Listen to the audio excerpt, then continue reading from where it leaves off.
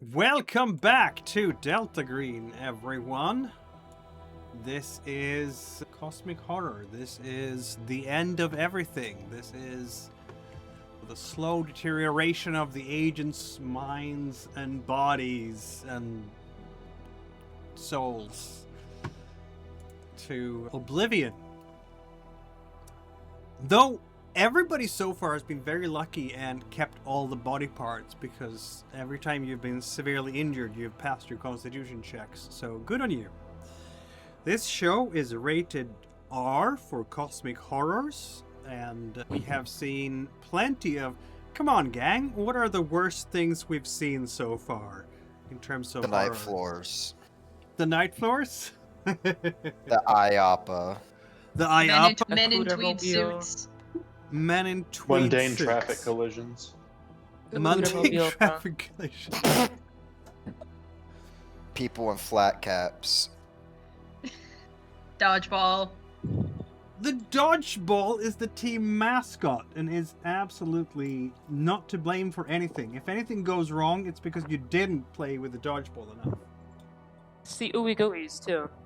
Those are Ooey very gooeys, terrible. yes. we Which, of hate those course, guys. none of the audience knows what that means, but maybe then we'll keep a secret for them. Ha ha ha. Aliens, shredded bodies, horrible mutilations. Yes. Faulty bombs.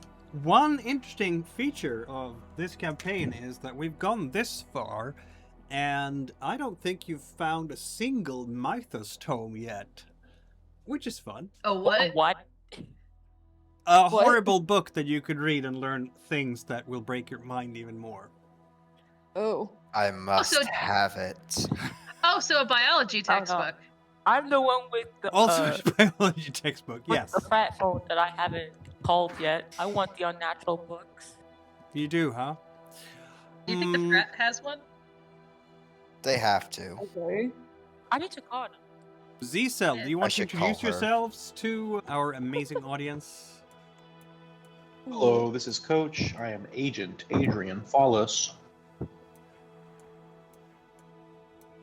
I'm Briar and I'm playing Dr. Alex Blair. I'm Corvus and I'm playing Jareth Driston. I'm Harper, and I'm playing Sarah Gwynn. I'm Cal and I'm playing Jacqueline Morgan. Indeed, Z-Cell has been called to San Francisco. Last session, we started with just some nice R&R for Z-Cell. You returned to your regular lives for the summer of 1998. There was some psychological fallout of your experiences in Vermont. Dr. Blair shut down emotionally, finding solace only in her work and strengthening her professional bond with her therapist. Dr. Lee. Driston, physically unscathed for once, attempted a vacation in Florida with his brother Aiden, but the trip was marred by Driston's paranoia, culminating Almost in shot Mickey Mouse. Not quite, but yes. You drew a non-existent weapon on a theme park mascot, yes. Agent Phallus, unsettled by his physical vulnerability, enrolled in boxing classes, inadvertently neglecting his bond with his friend Frank. Gwyn, now more accustomed to the unnatural, focused on improving her professional skills, though it came at the cost of furthering distancing herself from her estranged father Finley. It's been a theme. Yes. Maybe if I ever play Finley, I should just start him with 0 bonds. Finley is never going to get recruited to Delta Green. I don't think. Yeah. I don't think he's the material. Morrigan, recovering from the premature detonation of her own explosive, used a car crash as a cover story for her injuries, and spent the summer attending to mend her strange relationship with her partner Addison, finding some comfort in physical closeness, though an emotional chasm remains. We started climbing that chasm, haven't we? The summer passed with news of bombings, political scandals, and blockbuster movies. A strangely mundane backdrop to your quiet struggles, as it were. But Saturday, September 5th, 1998, the quiet was broken, You were activated through clandestine means for a new Delta Green op, codenamed. You were called in for another night at the opera, as it was. Dr. Blair received a full briefing from ACEL directing the team to the University District Post Office in Berkeley, California. Your mission to investigate a biological anomaly, identify its source and recipients, assess the threat, and neutralize it with minimal exposure. You were to rendezvous with a friendly Postal Inspector Joan Baldwin and coordinate with a handler named John Drake. So there you went. You did have a time to rendezvous at the hotel and have a night before you met up. You got there on the Saturday. And you did investigate the local green box, which turned out to be an arsenal containing a just absolute trove of pistols, ammunition, flashbangs, smoke grenades, police uniforms, and even a rocket launcher. And yeah, all sorts of bizarre junk. Then, overwhelmed by clutching his newfound ammunition, comically injured himself by falling and hitting his head on a shelf. And then, Sunday you met Inspector Baldwin and your handler Drake at the closed post office. Baldwin recounted a disturbing incident. A postal worker had intercepted a leaking package. Inside, a severed dog's head, still animated, had bitten his partner. Baldwin retrieved the head from a freezer, and upon opening the box, the grotesque twitching head of a German shepherd fell onto the table, its jaws snapping spasmodically. The package was addressed to a Miss Lin Way, Fiona Lin Way, at a Berkeley address with a note from an anonymous sender implicating the Amalgamated Biocarbon Corporation in Montana. Drake departed, left you to your task, and you have to decide your next move. Confront the intended recipient or secure a lab to analyze the horrific specimen. You've already actually talked to Drake on the phone to secure a lab. That part, apparently there is a friendly in the area named Dr. Fulani who will supply you with a lab. Did we want to go straight to the Ecotopian and Miss Lin Way? Or was... You were discussing whether you would bring the head with you to the Ecotopian or not. That was where we left off. So, have you come to a decision? Yeah, we should probably not do that. Yeah. Yeah. I don't want that thing breaching containment.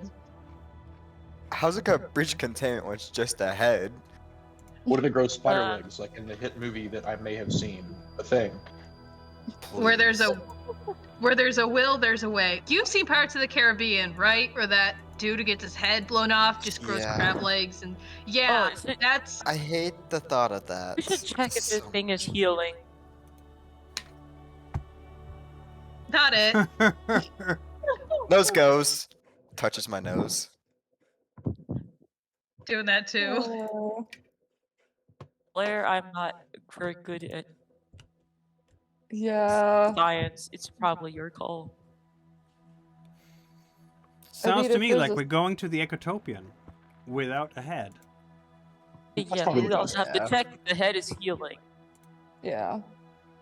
I don't Is want the another. head healing? Well, it doesn't look like it at the moment. It still has all the damage that Baldwin described had been inflicted on it. His colleague Rafferty had used his sidearm to shoot it repeatedly, and of course Oh, the head it's been shot in the eye, it's been shot in the jaw, so that the jaw is like literally can't close properly anymore because it's on, like the jaw has been separated in the very bone. So yeah, there are bullet holes in this head. And the only way to be really sure, given your recent experiences in Vermont, whether the head is healing or not, is to observe it over a longer period of time. Hours, perhaps? Sometimes those weird things heal slowly, we have learned when we were in Vermont, didn't we? So, can you remind me really quickly? We have the spray bottle with some indicator fluid that Yes. usually turns purple with protomatter. Yes. It turned blue on the Vermont feller, but didn't do anything on the dog, correct? All of this is correct. Okay, cool.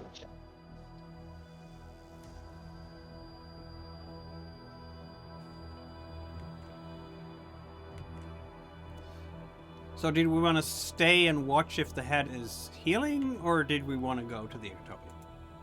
Nah, I'll just leave it in the freezer. Yeah, just look at the freezer. Yeah, you have access, at least for the rest of the day. It's Sunday. By tomorrow morning, the post office is going to be open again, so whatever you want to do, get it done before now. Before then. Before next morning.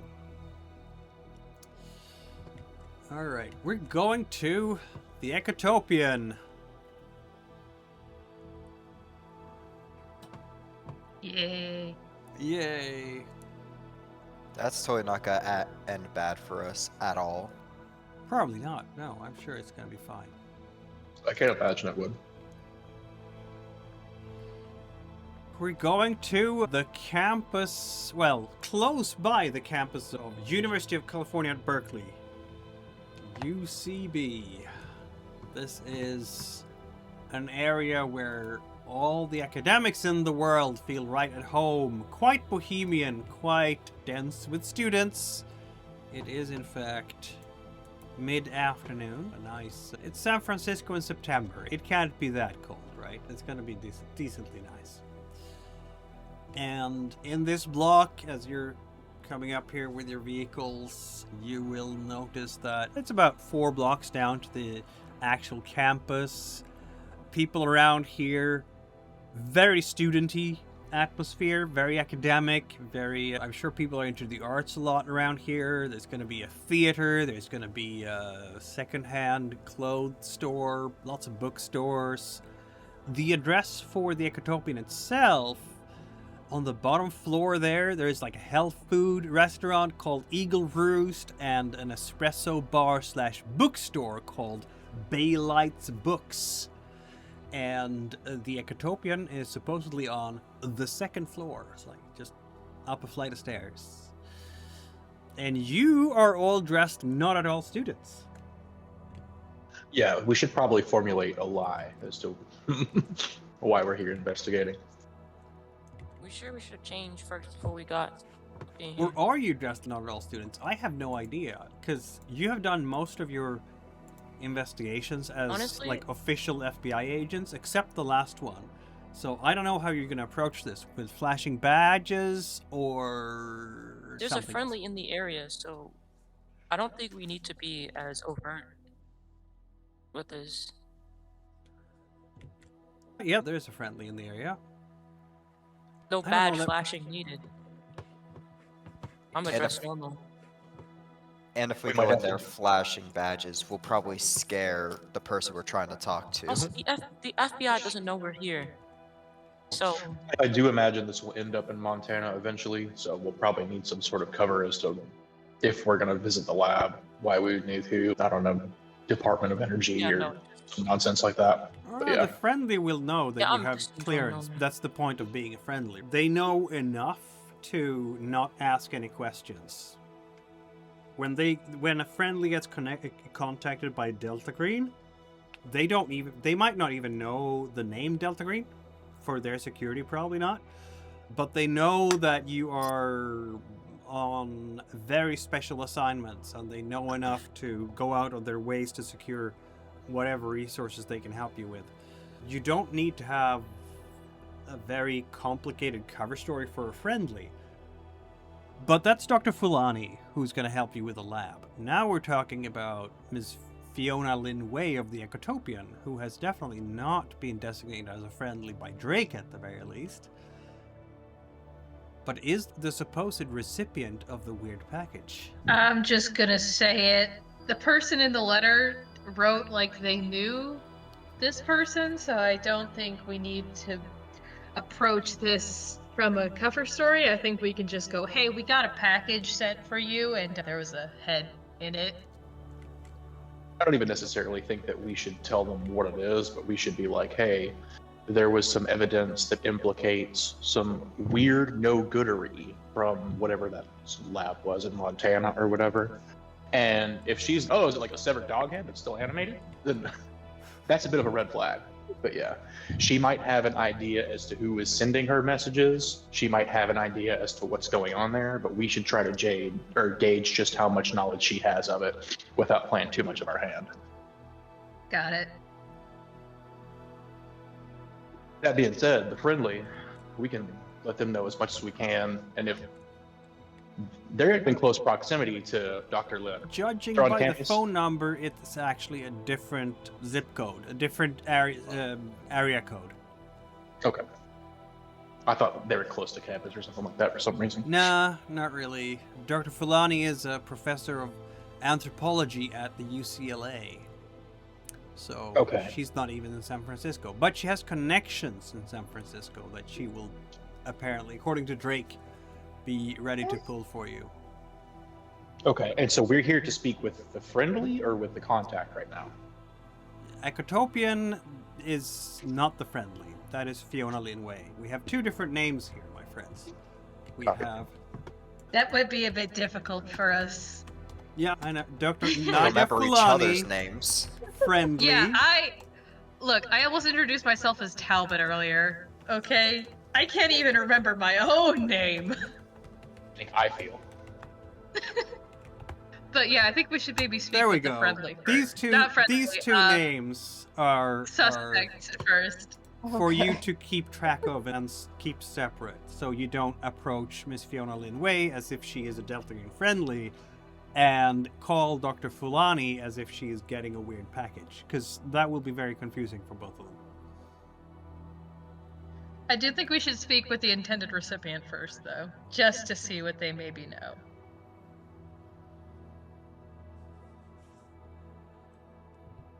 I'm down. All right, who's gonna go and speak to the intended recipient? Everyone? 5 people marching into the Ecotopian? I'll be there, Oh, but I'm not sure. talking. Me neither. All right. How are we dressed, everyone? Are we dressed in business casual or something else? Probably casual, so that way we don't scare them immediately. Yeah, Is when your I'm not on the appearance clock, screaming I- FBI agent, or is your appearance just average academic person? I think Sarah just lives an average academic. That makes sense. So you are Yeah. the one with the tweed blazer. Oh, Oh, Does no. it have elbow patches too? no! I think I meant STEM academic, not Okay. tweed suit academic. Sorry, I should have clarified. Is there a difference? I haven't met too many STEM professors because I've been all in the humanities, like social sciences, and From the ratio From of what- tweed is very high there, I will say. From what I've noticed, STEM grad students and STEM professors tend to not wear tweed so much as like button-ups, maybe a cardigan.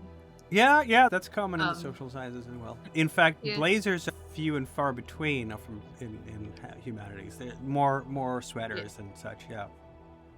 Yeah, Though, yeah, I'm not too familiar with the dress code, but I do know that STEM professors tend to wear things that can be lab safe, or at least turned into lab safe pretty quickly.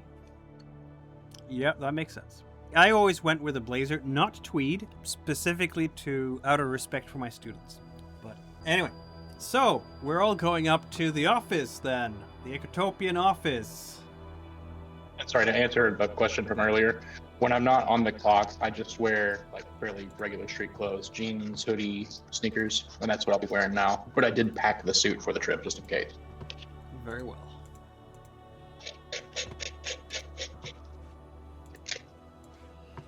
It's good to know. So you're looking like a bunch of middle-aged, white-collar people who are not dressed in business casual, but rather casual, as it were, I guess. That's what I'm getting from this. You fit into the university environment insofar as people will probably guess that you're the professor, rather than the grad student, right? Because I don't think any of you is below a 30 right now, are you? You're all... Maybe Sarah. Let me check. Okay, so Syra might be a grad student. Yeah. But the rest of you are 70-30. probably pegged as younger professors. Oh, Dristan is also a young un. Look at him. Yeah, go. I was gonna say. Yeah. Me? Yes. If it's 98, then I think Oh. Sarah is 25?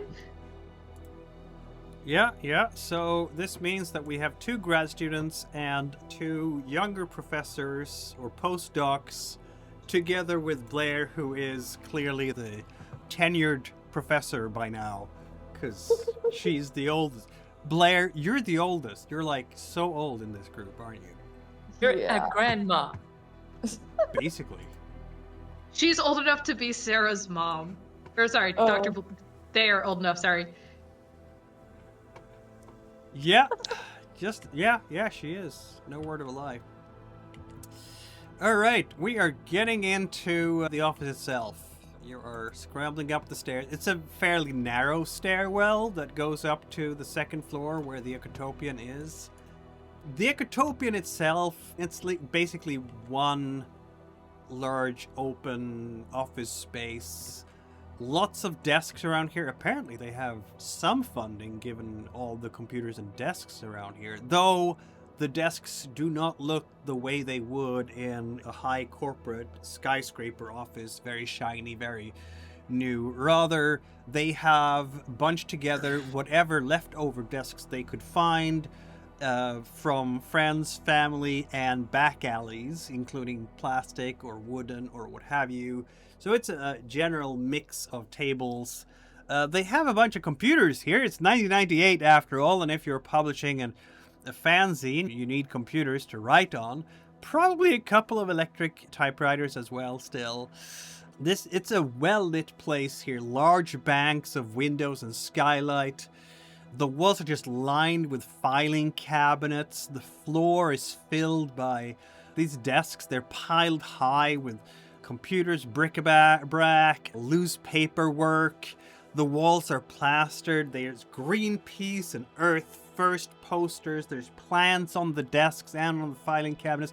Fairly fresh air in here, or would be if it wasn't run by a bunch of undergrads and maybe grad students who may be too passionate about the work to care about things like personal hygiene and that sort of thing.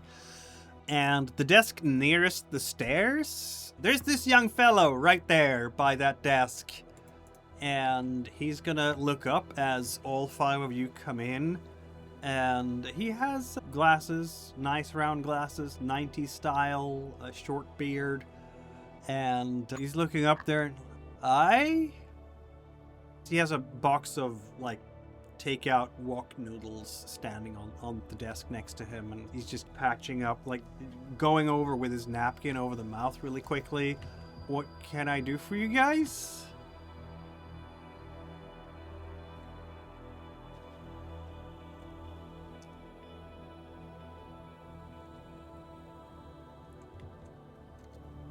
Guys? 5 people standing, just watching him quietly, judgmentally. There are other young people in the room, but they're working by their workstations. They're like 3 or 4 others. We were hoping to speak with Dr. Lin Way. No doctors around here, I'm afraid. That was the wrong name. Fuck! I even checked the journal! Oh my god! It's in the chat. Oh, I thought. Oh my god, I'm sorry. I thought it was in the journal. It's in the journal and in the chat. I have you covered from all angles. I'm gonna retire from talking to NPCs for this one.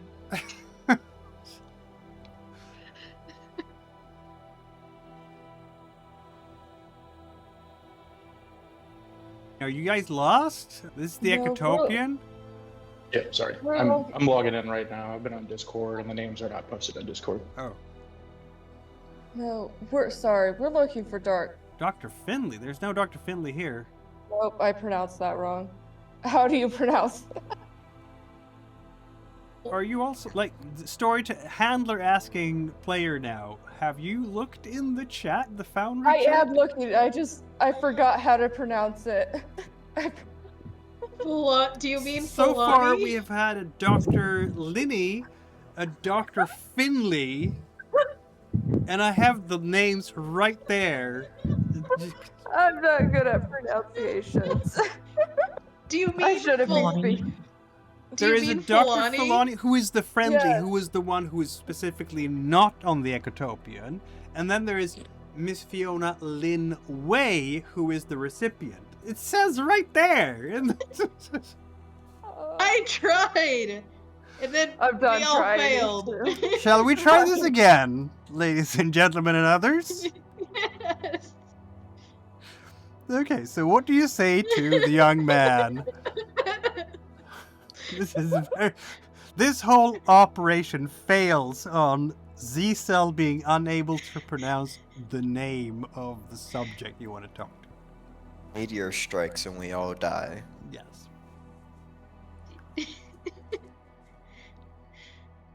I think Tristan, you're in charge of this one now. Not talking.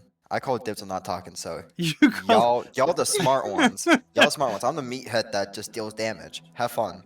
Tristan and We- Morgan are the quiet ones. Look, we clearly are. Why? If you want me to do the thing, I'll do it. It's fine. Okay, because we're clearly not the smart ones here. I think Coach has finally been able to log in to Foundry and should be able to... Because Coach hasn't dibbed being quiet, so Phallus, feel free to take it away. Rescue the situation. Hey, is Fiona Lin Way's office around here? Yeah, sure. Who's asking? Are you a receptionist? Yeah, you can say. Okay, yeah, because you don't seem to be a very good or social one. So I was just gonna go talk directly to her. Oh my god. Hey, dude, that's rude. We're all doing our I'm looking best around here. I'm looking around for a name tag. Is there something on the desk, maybe? There isn't really. But you're looking around, so that's a thing. Let's go. You are a very alert person, aren't you, Mr. Phallus? And you will be able to tell that further in the back, you can find the literally only Asian woman in this entire office, sitting, a good deal further back. And she's been looking up a little bit at you from her workstation. She has a computer there. She has a stack of papers. Like, you can basically see her head bob up and down a little bit. So, by your powerful powers of deduction, that just might be Fiona Lin Way, because there is nobody else who should, if we're stereotyping, fit that name terribly well. Lin Way being an Asian name. Now, I would hate to seem discriminatory or anything, but Right. I do believe I'm locked in on a target. Yeah. So is he just kind of like in a desk out here, or is there some He sort of has the desk closest to the stairwell and like the main opening too. Okay. Do you want to try to be charming, or? I mean, your Not persuade is necessarily. better. Your persuade is better I'll than see her. than your... I think I'll see her and be like, "Oh, there she is," and just walk away from him. Hey, wait a minute! You can't just walk past here. What's going on? There's 4 other people with a desk to keep them busy. There just keep going. is, yeah. Oh my god. I am now regretting leaving Phallus in charge of Yeah. interactions. Very well. Yeah, so the guy is like standing up. What's happening here? So what do you do here? Tell me about your research. All right, here we go, Gwen. You do have some You have a lot of charisma. I'm going to allow you to roll a charisma check rather than a persuade check. I'm just... Because I'm Yeah. kind-hearted today. Yeah.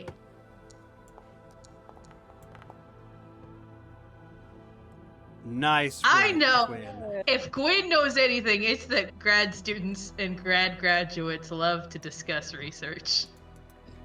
Yeah, I'm majoring in political science, and given the state of Mother Earth, we really have to do our part and try to help stop all the environmental problems because we live in this horrible society and all. And he is definitely going to try to charm Gwen because she is such a nice looking young lady and can't be more than a year or two older than him. And look at him go. He's not more charming than you, though, because you're all the 3. But yeah, Morgan, Tristan, and Blair will notice that... Yeah, I'm Dwight, by the way. Yeah, Dwight is completely focused on impressing Syra right now. Hell yeah. Yep. So, I've never seen you around. What's up? Is this like a research project or something?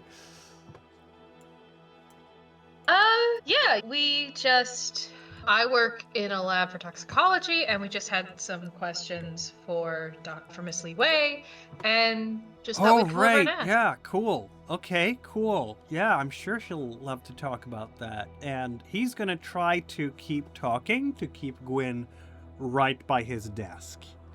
Can I get you a cup of coffee or something? We're right over the espresso bar, so we get it fresh, everything. I can send someone out for something. Meanwhile, Phallus. Yeah. So yes, Gwyn, you have succeeded in your Operation Distract the Young Man by the door. Hell yeah. Tristan is just standing next to Sarah, like, squinting at him. Arms crossed. Just... I think you might be scaring the poor grad student, bud. Either that or he's just not noticing you. He is not noticing you. Unless you want to impose in some fashion. Oh no, I'm just standing there. Just standing there.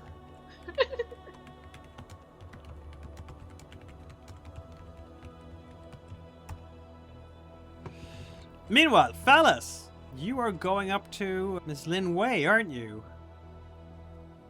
So yeah, she's sitting there by her computer, by her desk. What before you is, in fact, she's in her mid-20s. Bit of a frown, as you can tell, on her forehead. There's a lot of determination there.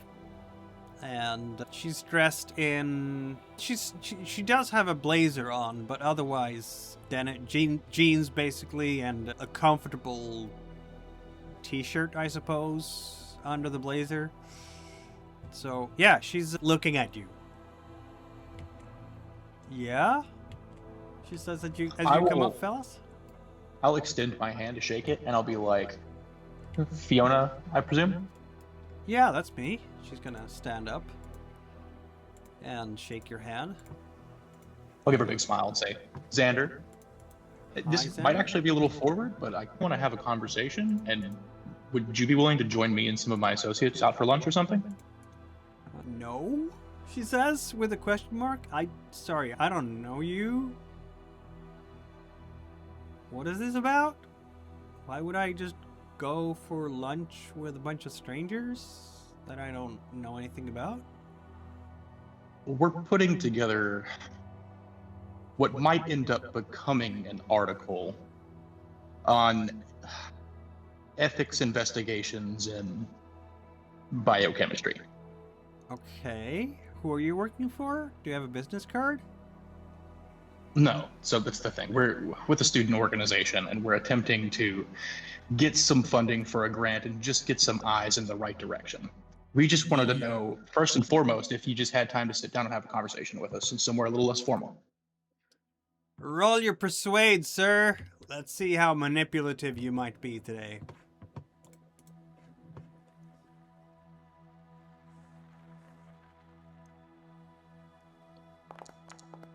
Because we all know he's The worst dice roller in the history of the rolling dice, dude. What is going on? Nah, you could have rolled 99, so it's not I guess the that's worst you fair. could have rolled. It's just not good.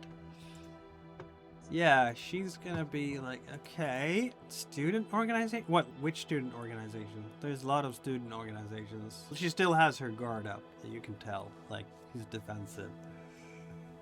And there are others here in the office as well who are now looking at you and the others. It's clear that you all made your presence known to this office and the collaborators. It's not a lot of people in here. What, half a dozen in total maybe? And all of them are pretty young. But they are here and they are looking at you. I'm not gonna press it too much if she doesn't have time. It was very Yeah, quick, I'm pretty informal. busy here. Okay, understood. If you ever get less busy, we'll be in the area around campus, just like having interviews and questionnaires and stuff. You'll probably run into us again. Okay. Sure. Maybe next time bring a card, she says? Yeah, absolutely. Sorry, it was a little impromptu, but Right. Yeah. we'll bring some more cards. Yeah, for sure. And then we can schedule an appointment and all that. If you want to get that formal about it, sure. There's a lot of work here. We need to get the next issue out. Not quite crunch time, but will be soon. Okay. In that case, I will go ahead and go back to the team. All right. Morgan, Tristan, Blair, have you taken any initiatives? Aaron. No, Nope. just absorbing for now. Nope. On the way out the door, I'll say, no ethical journalists here. I think Sarah might still be a bit distracted. Oh no. Just gently taps Sarah's shoulder. Let's get going. I think we're done here for now. Yeah, Okay. Dwight is still trying to charm you. What are you taking? Like, you're in so you're doing like lab work, like toxicology and stuff. Are they, you know, what, like soil samples, environmental pollution, factories? I'm actually much more interested in morphogens and mutagens. I just think it's fascinating how those chemicals can so drastically affect the development of an organism. Yeah, absolutely. Yes. That is, I agree completely. He has no idea what you're talking about. I agree completely. That is, we should maybe it's a Sunday, so I get it if you have class. Do you have class early tomorrow? Because otherwise, maybe if you have time tonight, we can talk more about it. I know an excellent bar not very far away from here. Yeah. My lab schedule's a bit unpredictable here, and I'll just kind of write down. She'll just write down her number and be like, just let me know when you're available later on in the week. Okay. Yeah, sure. Yeah, absolutely. I don't know if anyone is keeping score or looking around for such, but if you are, Blair, because I'm guessing Tristan, Blair, and Morgan are all keeping an eye out on the rest of the crew here, and I'm just going to let all three of you notice how others in this crew are rolling their eyes so hard over what Dwight is doing. Oh no. But at that point, Phallus is coming back to the rest of the group. So, yeah, Dwight is going to be like, oh, great. And he's like sitting there, has your number, and he's like, yes, score.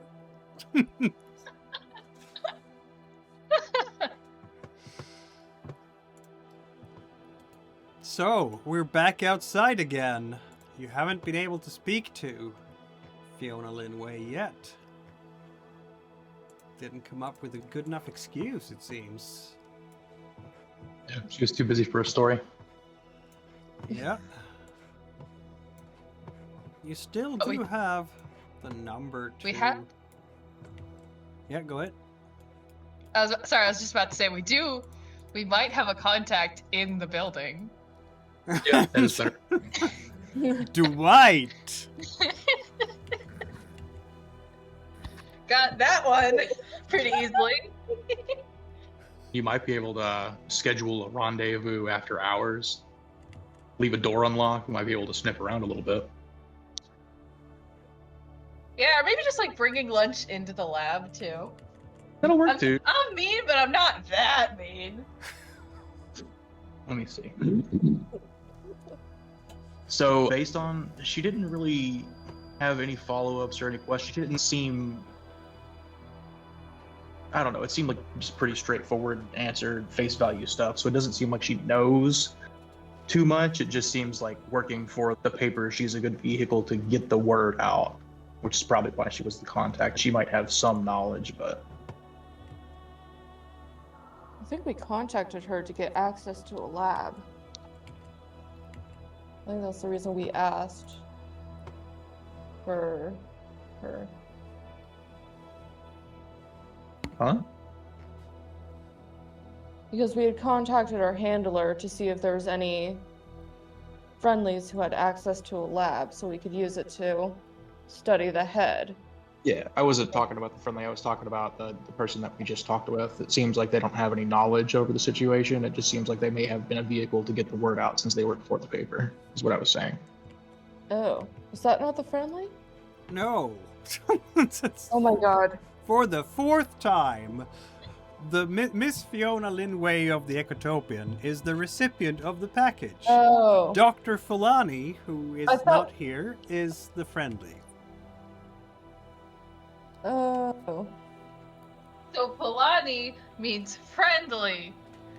I know the names. I just got mixed up because I thought we went to the friendly, No. not the recipient. Oh my god. So great at this game, guys. Yep. Okay, somebody needs to go and be in charge of assassinating the postal worker. Why? He got bit by the dog. Oh yeah, Right, natural right, rabies. yeah. But he's at home for sick leave, apparently. Yeah. Yeah, how long is that gonna last? Yeah, Yeah, we don't know if that bite's gonna do Yeah. something, or if it's just a normal dog bite. I think a normal dog bite would have to come from a normal dog. This would at the very least be an abnormal dog bite. Well, yeah. it could act like a normal dog bite. We don't know yet.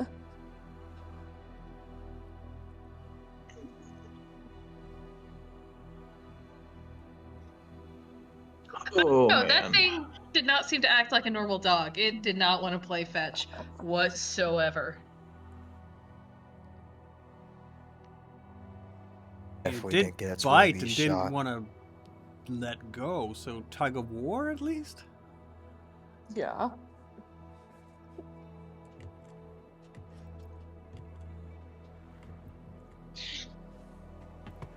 Yeah, we do at the very least need to figure out what's going on with that, because that could be a whole situation. Yeah. Somebody's gonna need to look into that eventually.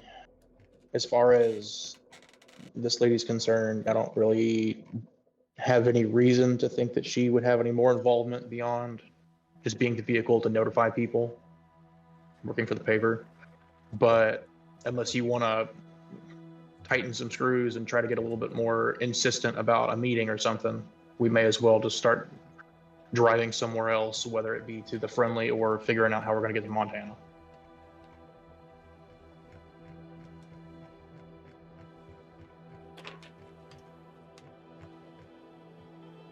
But as far as I see it, we've got this lead, which doesn't seem like too much of a lead. We've got the labs, which seems like the big red flag, and then side quest, which is Mailman Jones.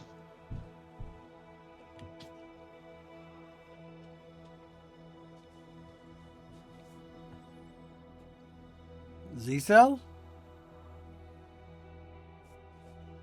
Do we need to I think we should have. Maybe. I think we might need to put off going to Montana for as long as possible. Yeah, that's probably the last thing on the list. But corkboard?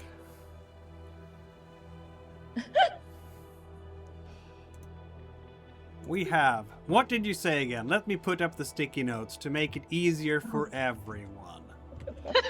We have friendly. I'm going to make it in green. Dr. Nadia Fulani. We're all a bit smooth-brained. We need the help. There we have it. That's a friendly. You haven't talked to her yet. I'm gonna make it yellow just because you have no idea about, like, allegiances or anything. But, there we go. Yellow for Miss Lin Way. You did talk to her, so I'm putting an X mark on that. Like that. X marks the spot. And with that, we can also do like this and put the Ecotopian environment fanzine. I think you have probably realized that by now. And of course, we'll do a little bit of a line here between the two, because yes, I can make like red lines between things as well, so you can see the connection. She works at the Ecotopian. We had the dog head. That's going to be in red, right? Yeah. Seems reasonable to me. So, dog head, animated. Not in the, like, fun movie way, in the, like, disturbing, Yes. against the laws of nature way. Exactly. Violating the laws of nature way. In the Delta Green way. We're used to this kind of stuff in Delta Green, aren't we? Or you should be by now. Oh, on the other hand, is these things what you ever want to get used to? That's a question too, open for discussion. And it came from... What color do you want for the corporation it was sent from? Blue. But also red. Okay, let's go with red. So... The mailman should be blue because of the uniform. I see it. I just said blue because that's the color of my biology notebook. Okay, so there. And I'm gonna do like a line like that. That's almost an arrow, isn't it? And it was addressed to not the Ecotopian specifically, the Kara, of course, but it was specifically addressed to Lin Way. So something like that, and then we'll do the line from the Ecotopian to Lin Way. See, we have lines and threads and everything. What else did we have here that we wanted to poke at? Dwight. Dwight. Yes, that's fair. I'm gonna put that one. Should that one be in yellow or green? Green. Also the yellow. Red. I'm gonna make...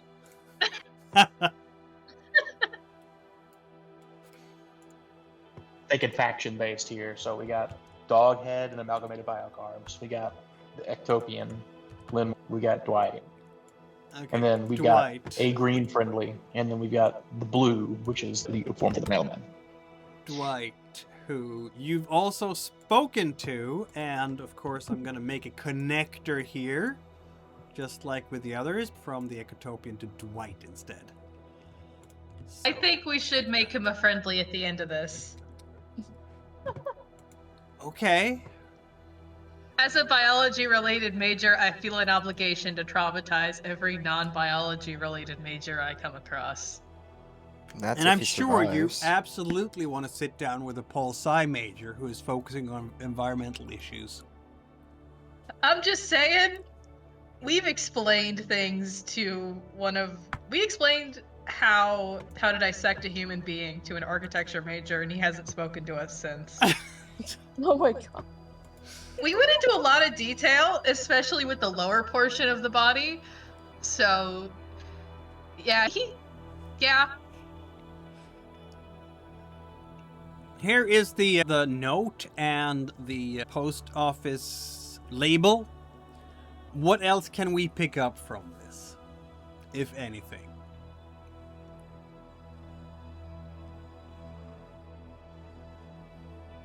Trying to read the small print. Give me a minute. See, looks like down the left side, there's a secret message. It says to act. So we were going somewhere at first. It fell off though. Reading the first letter of each line, starting from the left down, I thought it was going to be something because the first 5 letters spelled out to act, but then it just turned out to fall apart after that. Hold on.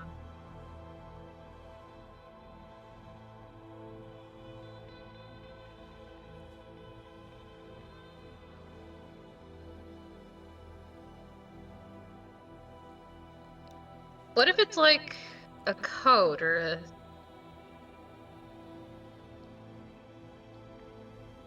I don't really see the necessity of putting in a secret code in when you just have a letter in with an actual, like, dead dog head that's animated. Maybe, but...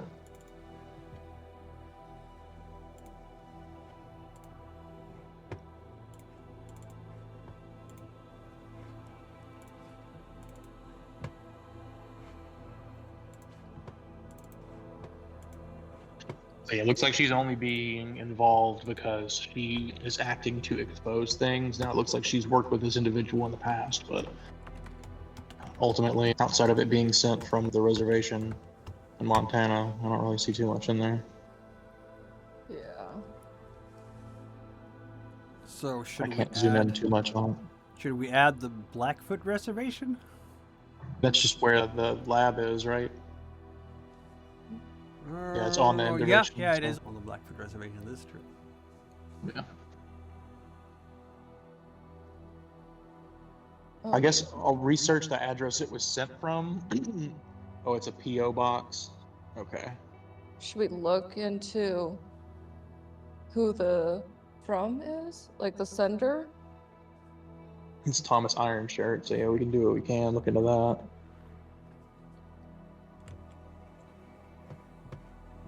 Should Thomas Ironshirt be red or a yellow? Yellow Green. because he's affiliated with the lab.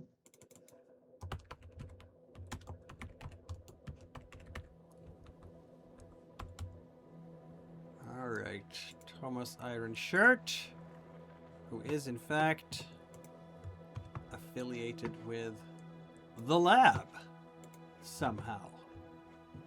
And you can draw a line between him and Lin Way too. Very well. That makes sense, doesn't it?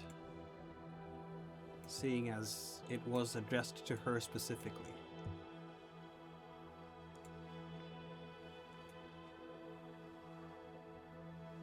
There, we have a line. All right, so there you go. It's a square almost. Okay, so we are still in town. Yes. we are. And besides potentially harassing Dwight or Lin Way, I think the only thing that's left in town is going and checking up on the mailman. The mailman. Also, Any you were suggestions, promised anybody lab. else? You were promised lab connections. And that's not in town, correct? No, the lab connection is in town. The friendly is not in town.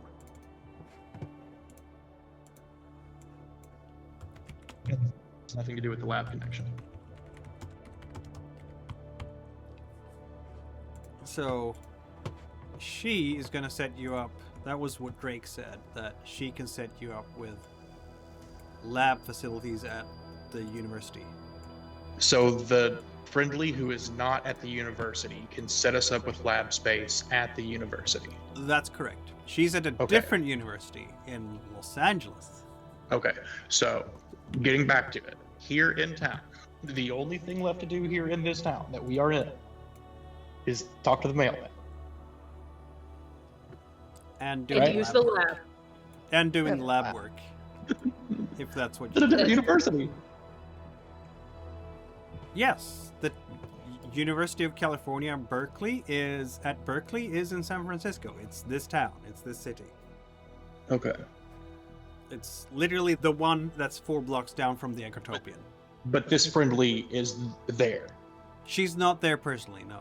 But she has connections to that place. She can call the place and go like, I know some people who need lab facilities. Can you set them up?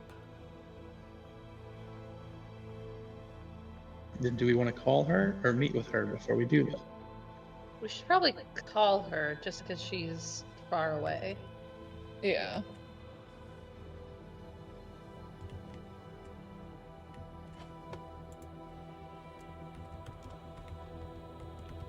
Okay.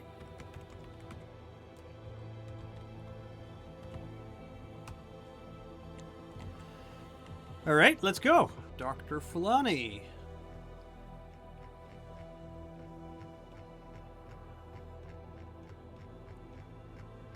Where did that go? There we go. Do-do-do. All right, a phone call. Who is calling Dr. Fulani?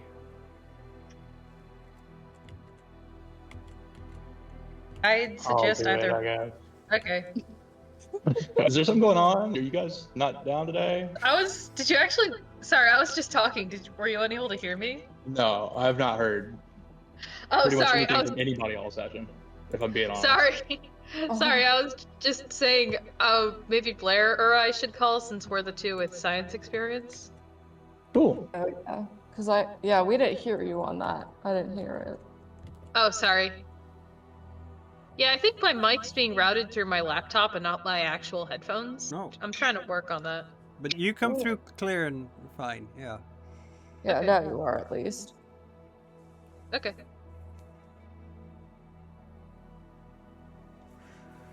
All right, yeah. Gwen, I guess, picks up the phone and dials the number. And sure enough, I don't even have you roll luck this time. There is a woman's voice at the other end answering Dr. Fulani. Hello. This is Agent Zyra. We were hoping to get access to your lab in San Francisco. Immediate change in tone from the friendly, polite, professional, I'm expecting some colleague or something like that to call me, to, oh, right. Yes, of course. Yes, I'll set it up immediately. When do you need access to the facilities? The sooner the better. Okay, let's see now. I'm gonna make some calls, but I should be able to get you lab access. After hours? So it would, starting at 8 p.m. That's...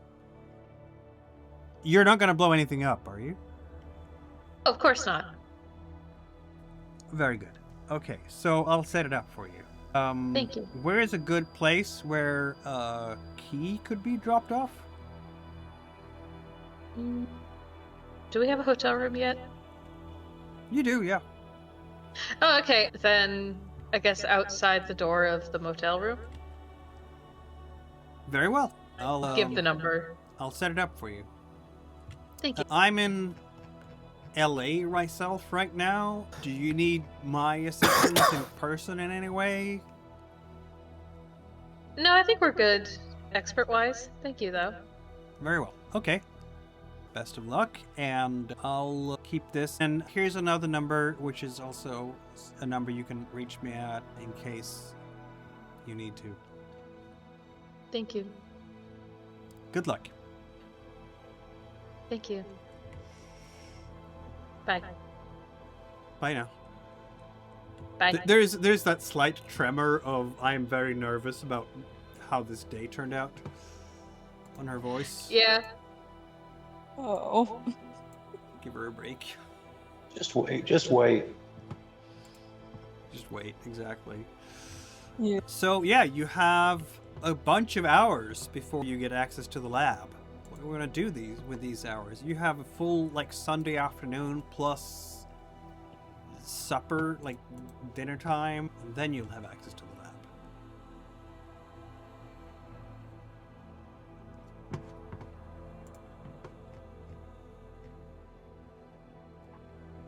Tristan is going to try to talk to Sarah a bit more, and he's going to say, "Can you tell me a bit more about what you do in the lab? Seems important." Oh, we get blood samples, tissue samples, whatnot, and usually we're supposed to test it for drugs, stuff like that. Usually Okay. takes a few days.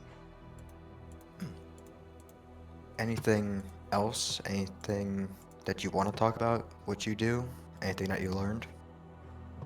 Well, I was involved with the whole proto-matter testing, and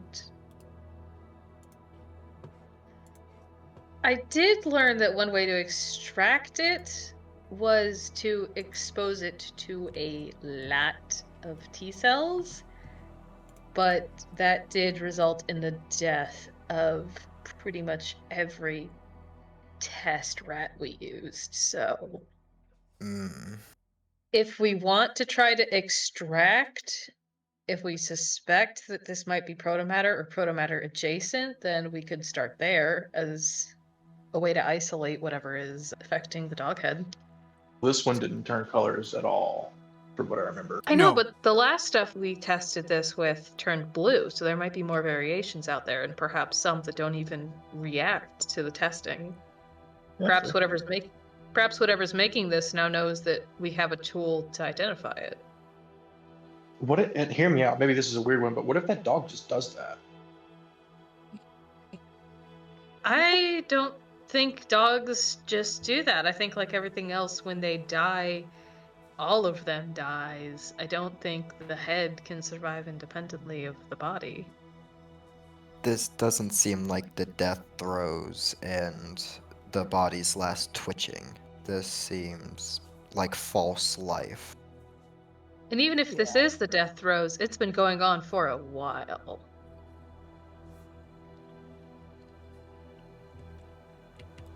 Yeah, that's fair. What was I thinking?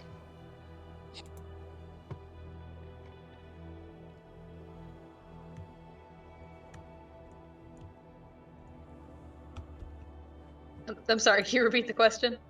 Or was that your question? The original question was, what if it's just doing that? Oh yeah, sorry, I heard that. I thought there was a question. I thought you'd said a question like after that, but yeah, sorry.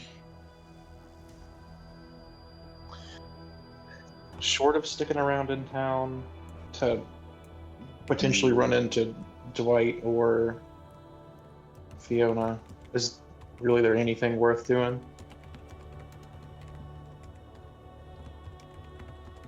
I've got that hard drive in the green box. That if it's going to take a couple hours before we even get into the lab, I was just seeing if there's any last minute preparations. But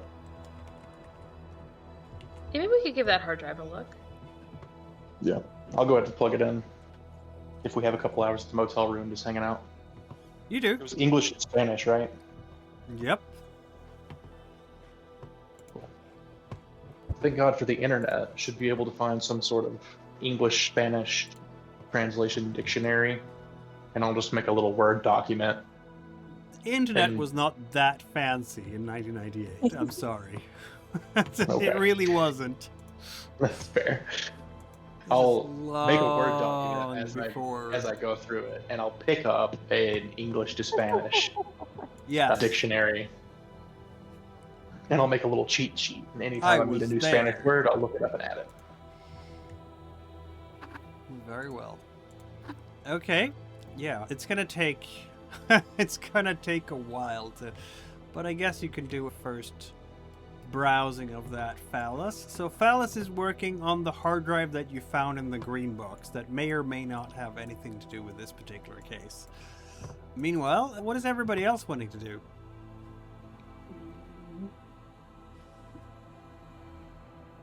I think Sarah will probably be following the hard drive saga pretty closely. Okay. Blair, Tristan, Yes. Morgan? Yeah, Blair's just gonna be watching this whole hard drive thing. Okay. Yeah, I'll get the popcorn. Okay, we're getting back to the hotel rooms and poking at a hard drive. That's absolutely the prudent thing to do in Deltarune. Just pick something up from a green box you don't know anything about, and It's there for a reason. it is there for a What- reason. oh, One reason could be Sometimes to the not, reason is a red herring. expose others for it. But anyway, yeah, I guess we're gonna spend some hours here reading through this hard drive, which is packed with notes. Some kind of project here by Timothy Ingrid? I thought his name was Tommy Inglis, so it was pretty good. It was not. That's the name.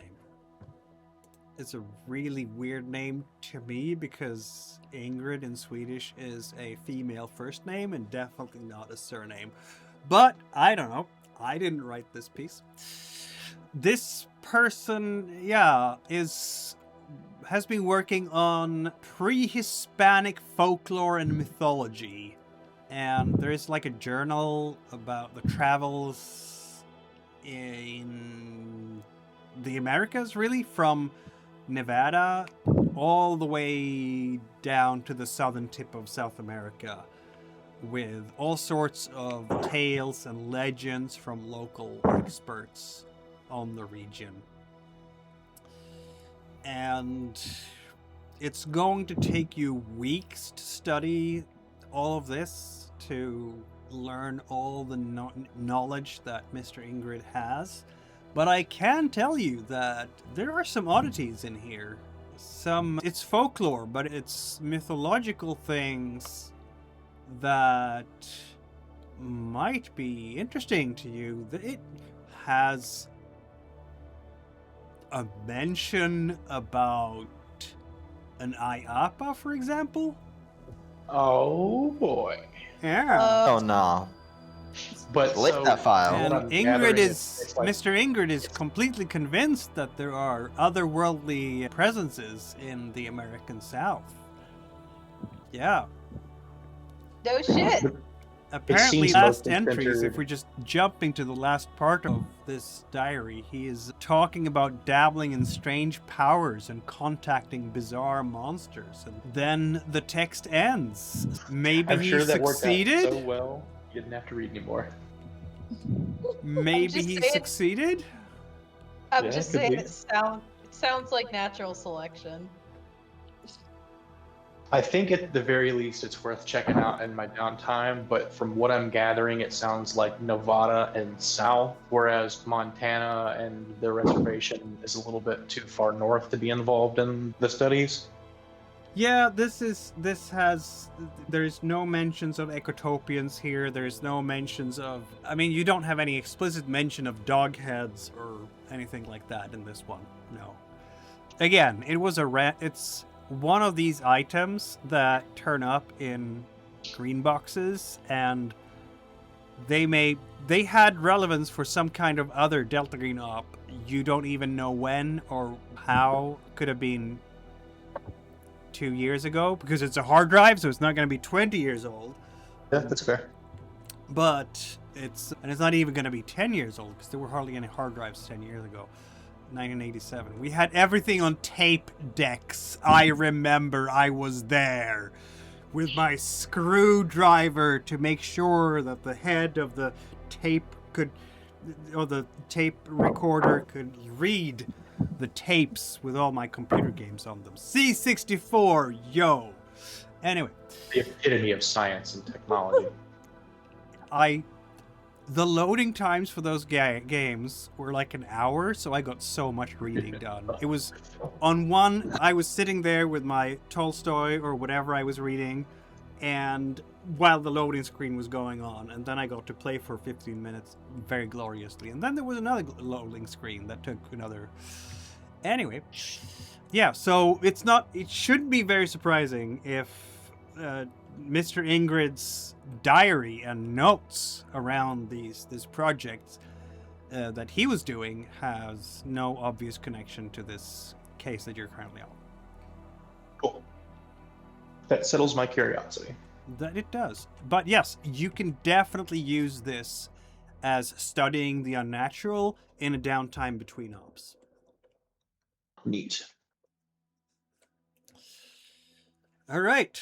So I guess we are ready because it's going to be 8. You're going to have a package delivered to you in the hotel that has the address and a key to a lab. Dr. Fulani came through for you. Yay! Are we going to a lab? We are Blair going to a lab. and Gwyn will get there. See? There is lab work, Gwyn. Yay! This is why you're here. Yes! This is why I joined Delta Green. Literally. Yeah. Is everybody else coming with, or... Sarah might insist on dragging her emotional support person with her, i.e. Dristan. Yeah. I'm not opposed to going, but maybe while they're in the lab, Morgan and I can go check on Postman. Make sure he's not Sure. covered in boils and barking at his wife. Yes, you can do that. Any reasonable husband should. Oh. I'll do it. I'll do it. Exactly. You get me, Cal. Dab me up. Yeah. Yeah. Image I painted. I'm gonna be real upset if that's what's going down when we get there. Oh, man. I think Corvus! Blair and Gwyn will be in paradise here, because look at all the toys you'll have. It's a fully stocked university lab. It's actually UC Berkeley's veterinary school that she has apparently connected with. Yeah, 8 p.m. Basically, it says on the note, 8 p.m. to 4 a.m. And in parentheses, don't blow anything up. Fair enough. So, yeah, here we go. Let's see now. What do we have here, my friends? We have Blair, who is pretty good with stuff. We have Gwyn, who is good with other things. Okay. So I'm going to say that Phallus and Morgan will leave you to it for now, because you're going to go and check on the postman.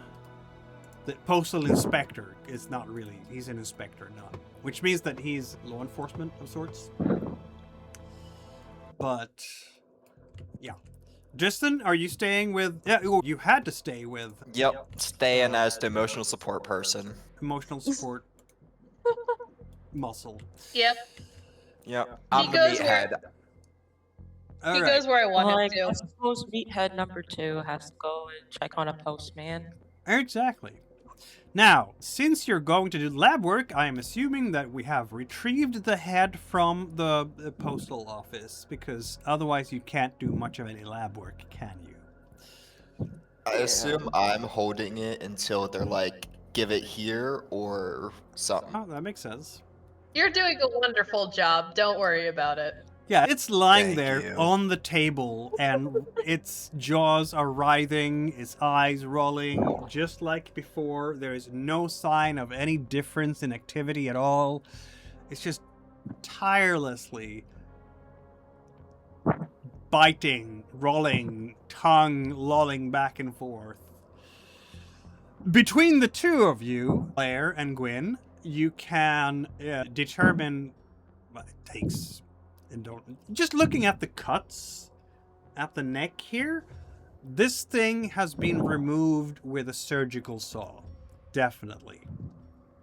The cuts are just too neat to have been torn off or shredded off or anything. Claws did not do this. This dog did not get into a fight with something with claws that did this, that took the head off. You've seen claw marks before. Most recently in the small community of Glenridge, haven't you? But that's not what took off the head of this dog. Whether this head was reanimated before or after it was removed, absolutely impossible to tell. Yeah.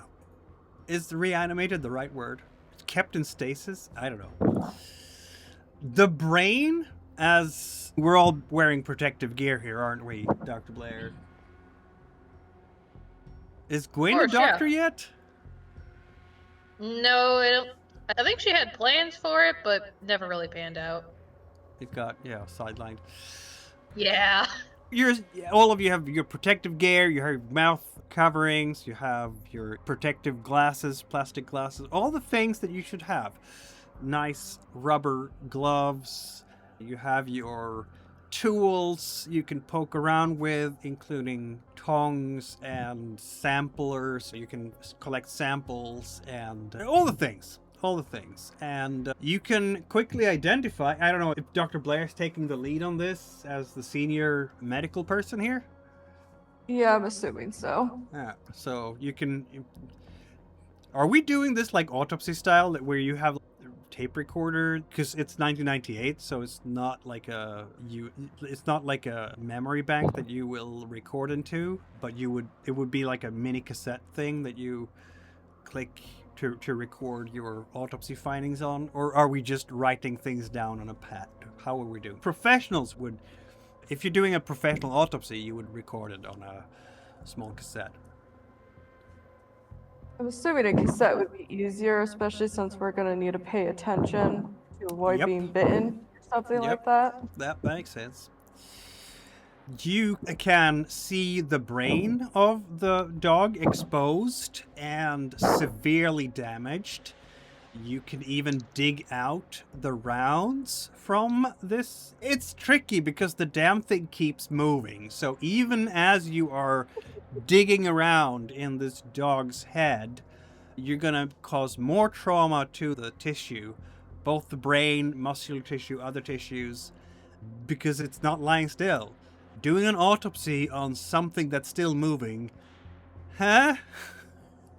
Do you want me to hold it still, or at least try to strap it down?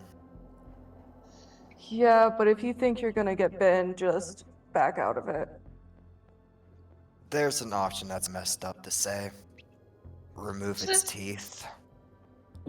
It Well, it's can't. not just- It can't even get a good bite because the jaw is disconnected. So the hinge on one side is just not connected to the skull anymore. So, it can bite, but it's more pressure. Not enough to break the skin in any Not enough meaningful to way, break the but it's skin, no. pressure.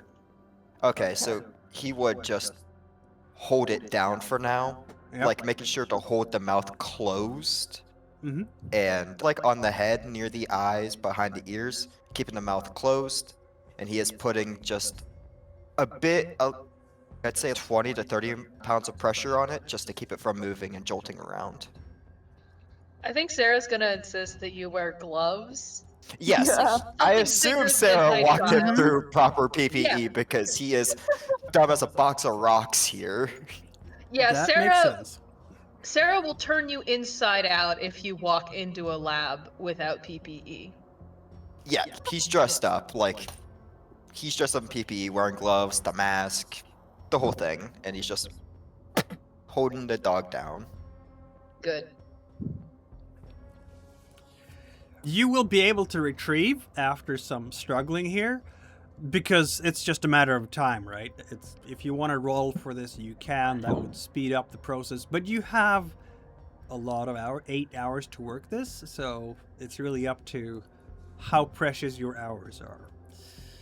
But you will be able to dig out some rounds. 38 caliber, John can tell you. He is the gun guy. So you have been useful!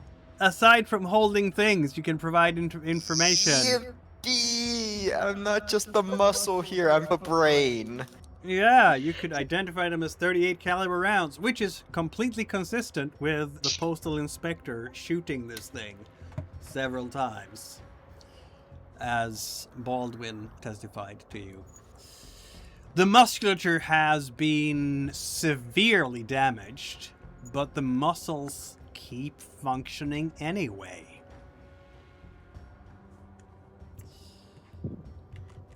Now, Well, that's fucked up. yes, it is. Yeah. Yeah, you're collecting samples here from the dog head because obviously you want to have a look through the microscope, don't you? Yeah. Look at cellular structure, look at chemical compounds, do some testing for chemical analysis, etc. Let's see. Blair, chemistry is Gwyn's thing, isn't it? But you only have a 40 in chemistry, unfortunately. Which is better than Wait. Blair. I have Oh, not. yeah. I was like, wait, which one of us is the chemistry one? I forgot. Gwyn I is only the have chemistry one. biology. Do you want to roll a chemistry check here, Gwyn? Why not? Why not?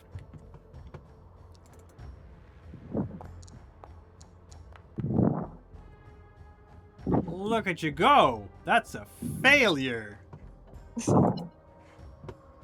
That's not what we wanted. Then I get to improve it. You do get to improve it. You're gonna be saved by Blair here. So basically you're gonna make some kind of mistake with your sampling and not get any good results out of it. But Blair, having 15 years of more experience than you, Blair? Yeah. Yeah, just about 15 years more experience than you, will be able to secure the samples that you need. And looking through the microscope here at the tissue of the dog's head, Blair, the head's cells are not replicating. They're not repairing themselves. They're not taking in nutrients. They're not excreting waste. But they're also not dying. They seem to be in some kind of stasis. Oh.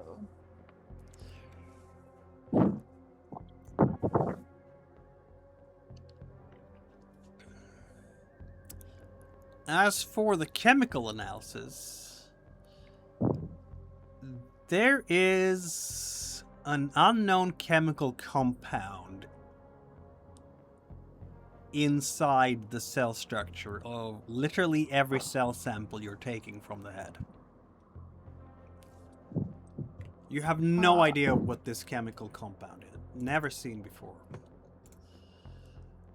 Feel free to... Let's see now. What is your pharmacy like? I'm not quite good enough. Science or... Please roll a pharmacy check for me, Blair. Okay. Of course. Try as you might, you can't quite get a handle on what this strange compound consists of. It's artificial. It has a characteristic blue color which tints all the tissue it permeates. And at least you know that there are some neural transmitters in there.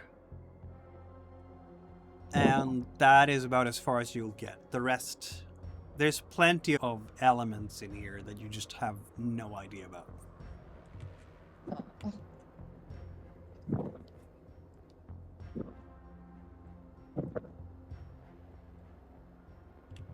But whatever this bluish compound is probably to blame for what is going on with his head.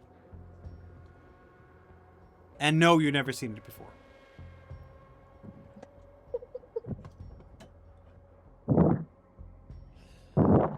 Meanwhile, we have two other agents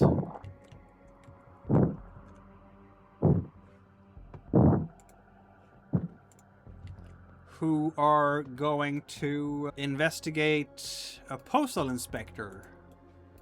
How are we approaching that, Phallus and Morrigan?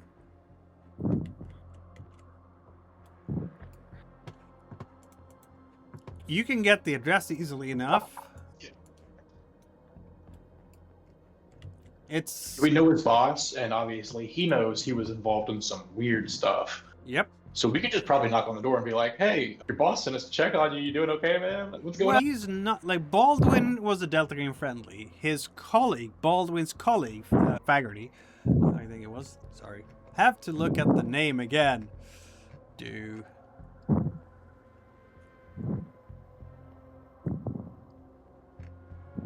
Rafferty. Rafferty is not a Delta Green friendly, so he would have no clue about you guys or how you would be connected to his colleague. But like logically, if I was at my job and I got bit by the severed yet still animated head of a dog, and my boss was like, "Hey, don't go to the hospital. Don't tell the news. Just be chill about this. I'm gonna have somebody work on it." All right. So I, Yep. Fair enough. Let's go. You're knocking on a typical one-family home in a residential area that looks so many other suburban residential areas. And yeah, he'll come up to the door, and he does have a little bit of a 5 o'clock shade on him. He probably didn't shave today. So he's looking at you. He's dressed in his morning gown, basically, and has slippers on. You will hear the sound from whatever sports is going on a Sunday night.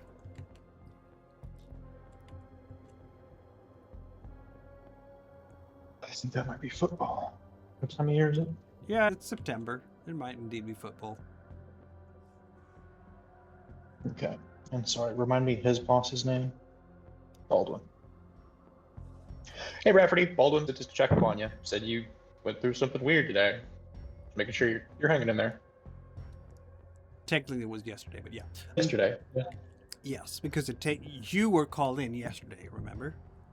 Yeah, it was weird, all right. He was weird as fuck, he says. I'm okay, I guess. Just a little bit shook is all. But I have my Tylenols. I have my football on the box. And I might take a sick day tomorrow just to get back on my feet properly. But aside from the shock, I'm fine. I got down to the clinic. I got myself a rabies shot just in case. Yeah. Good forward thinking. Which clinic did you go to, if you don't mind me asking? Yeah, he'll give you the name. Cool. Are you changing your own bandages and stuff? Yeah, what can you do? We're not gonna get the service. Yeah, we're helping each other out here, me and my wife. Very cool. Ultimately, we just wanted to come in and check over. You know, if it's late at night, you're in there with your wife. We don't want to impose too much, but yeah, just wanted to check in as much as we can without impeding. But you don't need anything. You're feeling all right for the most part. Nothing okay. Weird to report. I'm okay. Yeah. And to be honest, as okay as I can expect anyway. No fevers or nothing. I have my rabies. I have my tetanus. Yeah, I think I'm gonna be okay. It's just I was a bit shocked is all. I'm not gonna lie. It was weird, and I hope I never have to see something like that again. And I think there's gonna be a lot of paperwork surrounding me using my sidearm, but I think in the grand scheme of things, yeah, I'll be back on my feet soon enough, provided the shots work. Of course. Yeah, just work with Baldwin. He seems to have a good head on his shoulders, so I'm sure he'll help take care of you. I guess. Did you need it? I'm gonna look over to Morgan, see if she has anything to, or if they have anything to input. No. Cool. In that case, thanks, Rafferty. Have a good night. Enjoy the game, and hopefully you get back to work soon. Thank you, sir. Yeah, you have a good night too. And do I notice which hand he has that's been bitten, the right or left? Yes, you would notice that, and that is probably going to be the right hand, because that is his main hand. Then I'll instinctively put my right hand out to shake that, just to see if I can get a better look at it when he raises his hand, if he does. Yeah, he's like raising the hand and then a bit tender. Yeah. Let's roll I don't know, alertness, I guess would be the right thing here.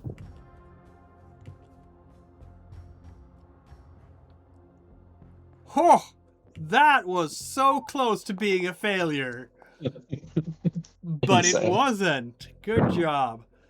I'm actually gonna say that it seems clear to you. Like, there's obviously it's tender, but I mean, you've dog bites can look a bit nasty, I guess, if it's hard enough, and certainly this one went through the skin.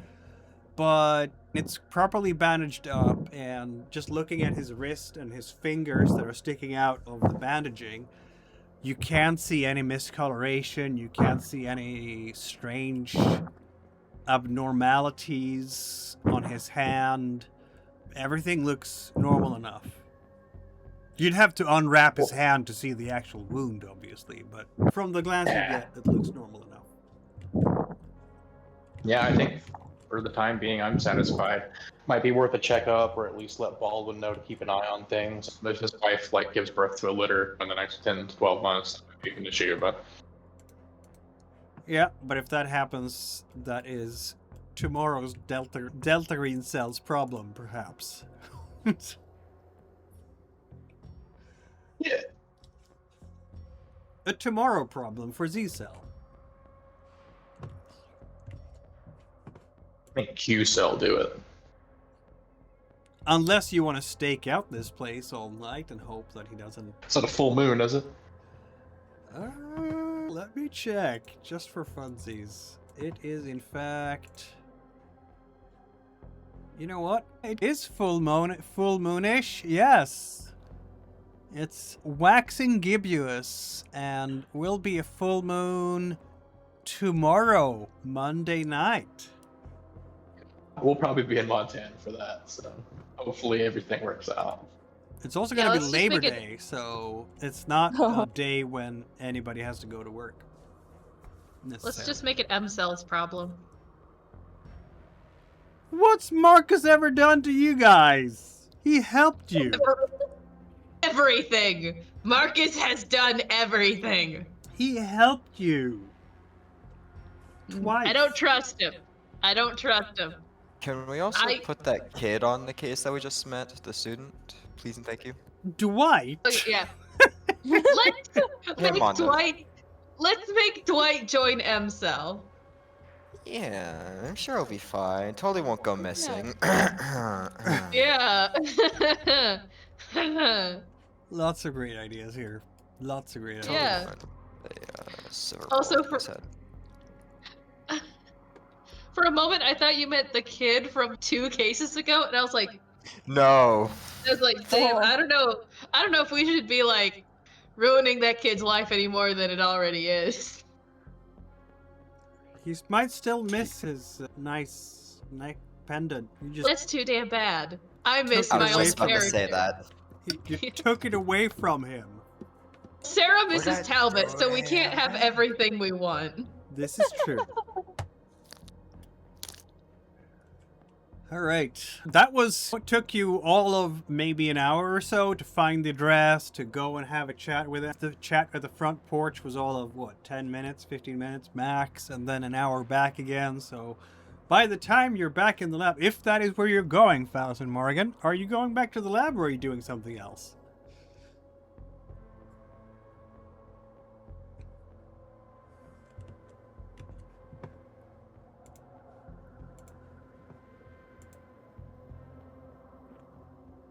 Seems like we are, yeah.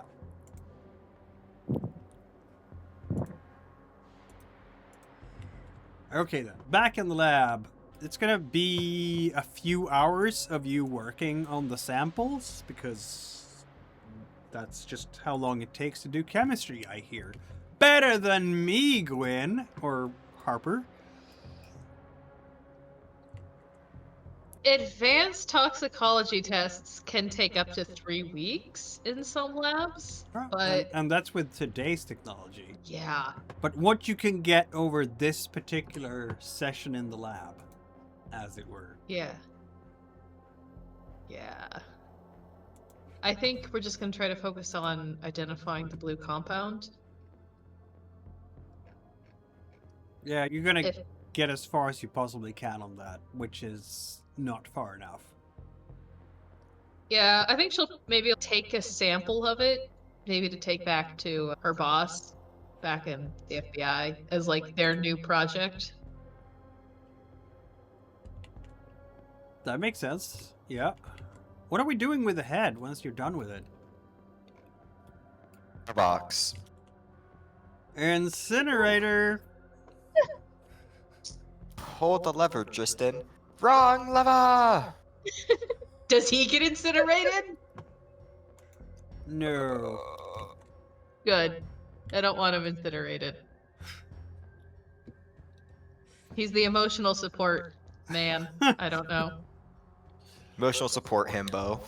Yeah, emotional support himbo. There we go. Alright, I guess I should add some evidence then. Head analysis, is that what we're calling it? Or analysis of the head? I don't know. Dog head analysis. I'm going with dog head I'm not gonna analysis. say it. Yeah, I'm not gonna say it either. Nice to know we're at least on the same frequency. Yep. It is a dog head. What you Yeah, said it is. earlier. It is.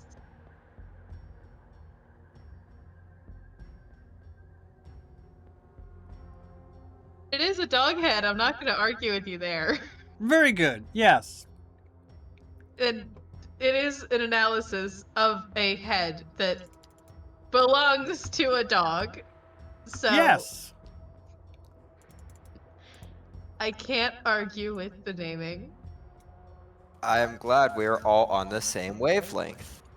Yes, There we the same frequency, if you will.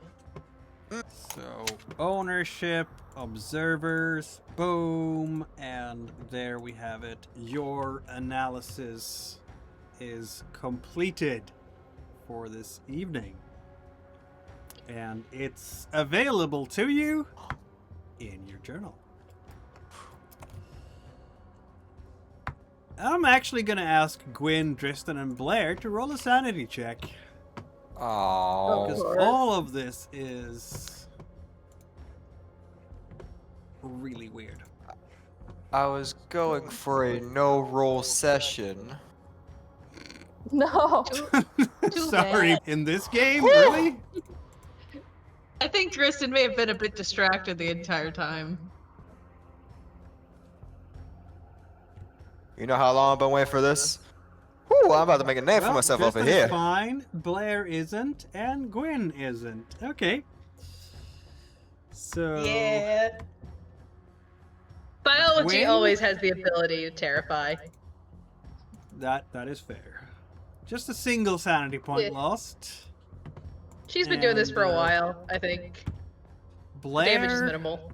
3 Oh, no. points lost. Oh no! Breaking That's what- point! Oh. You're gonna Was get it- a disorder. No. Again. Ooh, I'm already depressed. your depression, I believe, is going to be triggered. Isn't it? Yay. Blair's shutting down again. Let's see now. It's triggered by...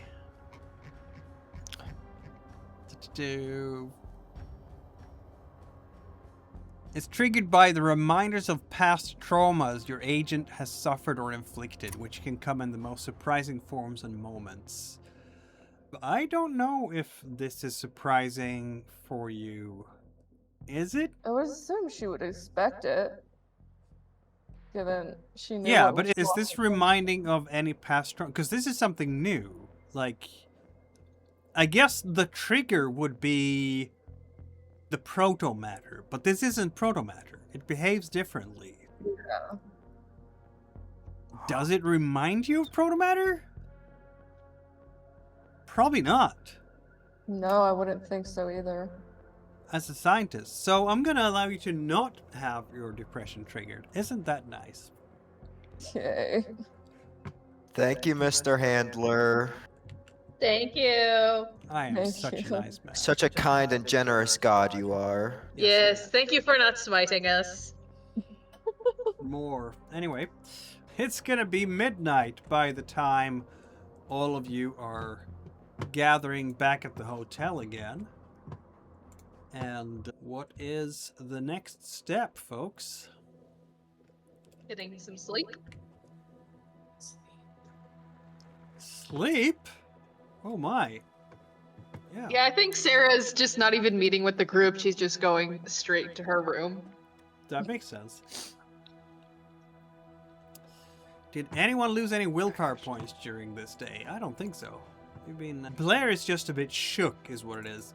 Feel free to describe Blair's reaction to working with this stuff again. This thing is, I think, the only reminder of past trauma. I guess the closest we can get is actually St. Louis, where you were in an autopsy room with a bunch of stuff that made absolutely no physical, biological, chemical, pharmacological sense Yeah. with the dead body. Yeah, it's probably reminded of that. Yeah. So, I guess the good news is that I think your depression is going to be so... If you're going to drive to Montana, your depression is going to be over by the time you get there. Yeah. Or you can just try to take some sedatives to repress your insanity, as it were. Does that risk addiction? I could Exactly. try psychotherapy. I can't see what's wrong with that. Some diazepam, some benzos, or other substances, alcohol, MJ, who knows? There's a lot of Yeah. things you I'm not can gonna use. risk Reports that. make the pain go away. Yeah. Look at me, Tristan. Don't No. do it. He quit smoking, don't worry. He fucking better have. Alright, folks. So Blair is not terribly... Is anyone noticing Blair's mental state? How does it express itself, Blair? Just quietness? Yeah, like basically going mute.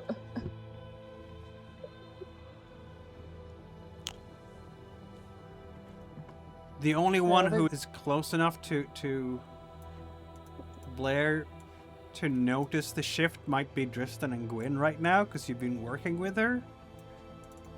So if you guys want to, I'll allow you to roll a psychotherapy check to check in on your... It never hurts, and it gets up psychotherapy. Exactly. Where- You might fumble. That's a thing that can happen. Oh, so close! So very close. But once again, you notice nothing. All right. I am going to say something absolutely shocking now that none of you will believe. Yes. You get a full night's sleep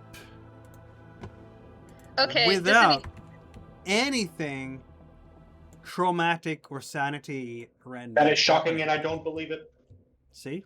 I'm getting the proto matter detector. Where's the light? Where's the laser, like, pointing at us? Where is it?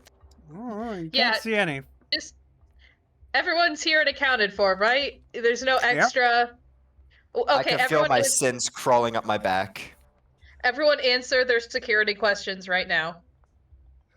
Well then, it is Monday, September 7th, 1998, Labor Day! Long weekend. The term starts tomorrow for those who have classes. Which none of you do, in fact. So you'll have to make up an excuse to your employers tomorrow. But today, you are in fact free. What is the next step here?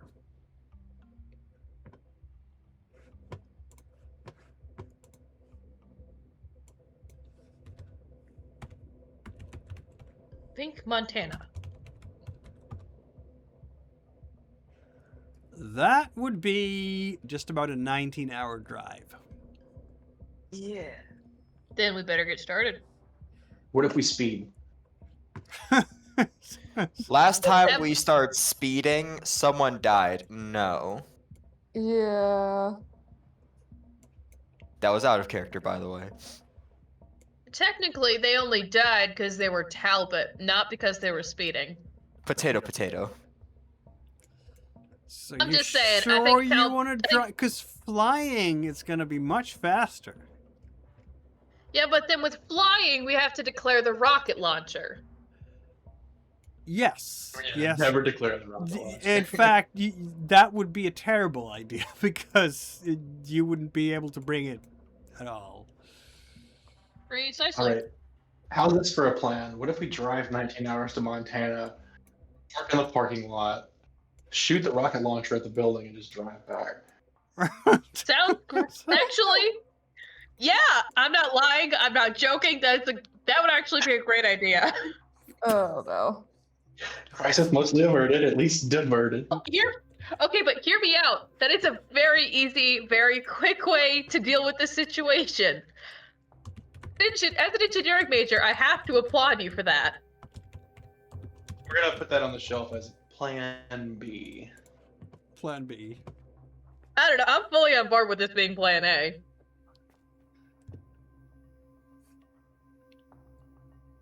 Let's at least meet with Mr. Iron Shirt first. And Yeah, him. Maybe warn him not to come to work. yeah. Which office would be the most effective target for a rocket launch attack? R&D, obviously. All right, we're going to be on the road again. Yay. Okay, On and the we're road traveling again. in, what kind of vehicle is it? Is it several vehicles or is it just the one? Picked up a Minivan. lampshade, right? What was that? Make sure to Minivan. pick up a lampshade or two. Yes. A minivan? 2 vehicles? How many vehicles are we using here? A minivan, and we One. put Drifton in a booster seat. What the fuck? All right, you do have... That's my job. You do have everybody here, so technically you could get to without stopping anywhere. You just need to have gas and drive for 19 hours to get there, because nobody wants to drive 19 hours straight for themselves, but since there's 5 of you, and all of you can actually hold a wheel and gently press the accelerator and also the brake, you would be able to just drive along reasonable speeds all the way up there and get there before it is in fact 6 a.m. on Tuesday. I like it.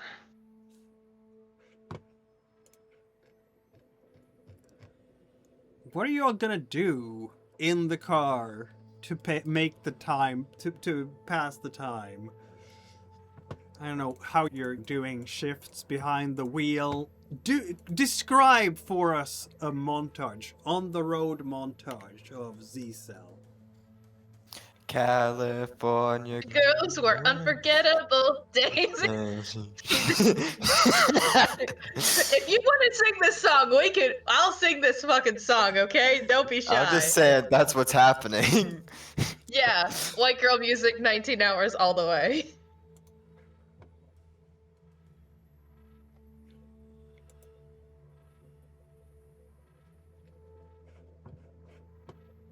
Phallus, Morrigan?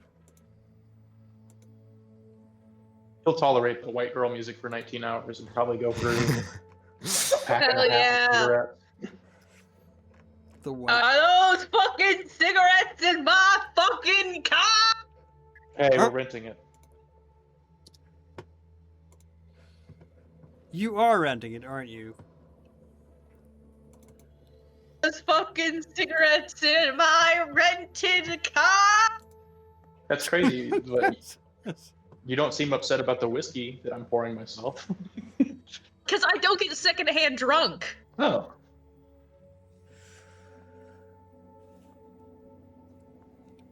You're gonna get I'll hold very that limit. close to the Canadian border as you're driving. Also, the closest FBI regional office is in Salt Lake City, Utah. There is also a small office in Helena, which is, of course, the capital of Montana.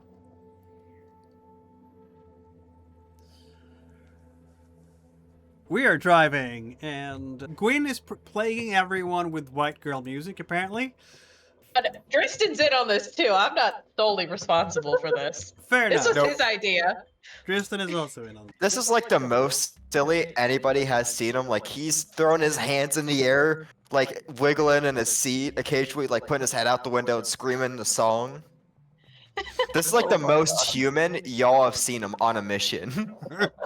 I think Sarah's just enthusiastic because he's enthusiastic. He is enthusiastic.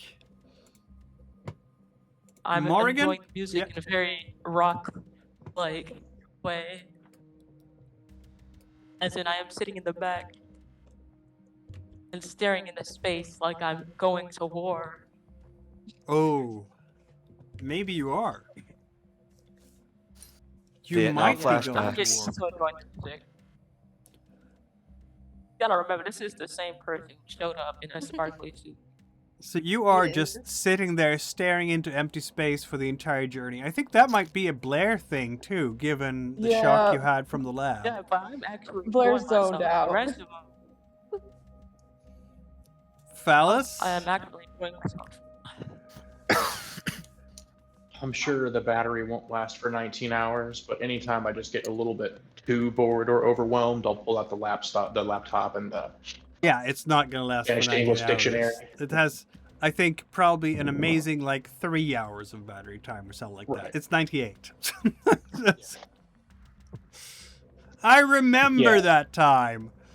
And the laptops a couple of the times era. throughout the trip, I'll pull it out for 15, 20 minutes and do a little bit of work on the dictionary and Right away. add them to the document.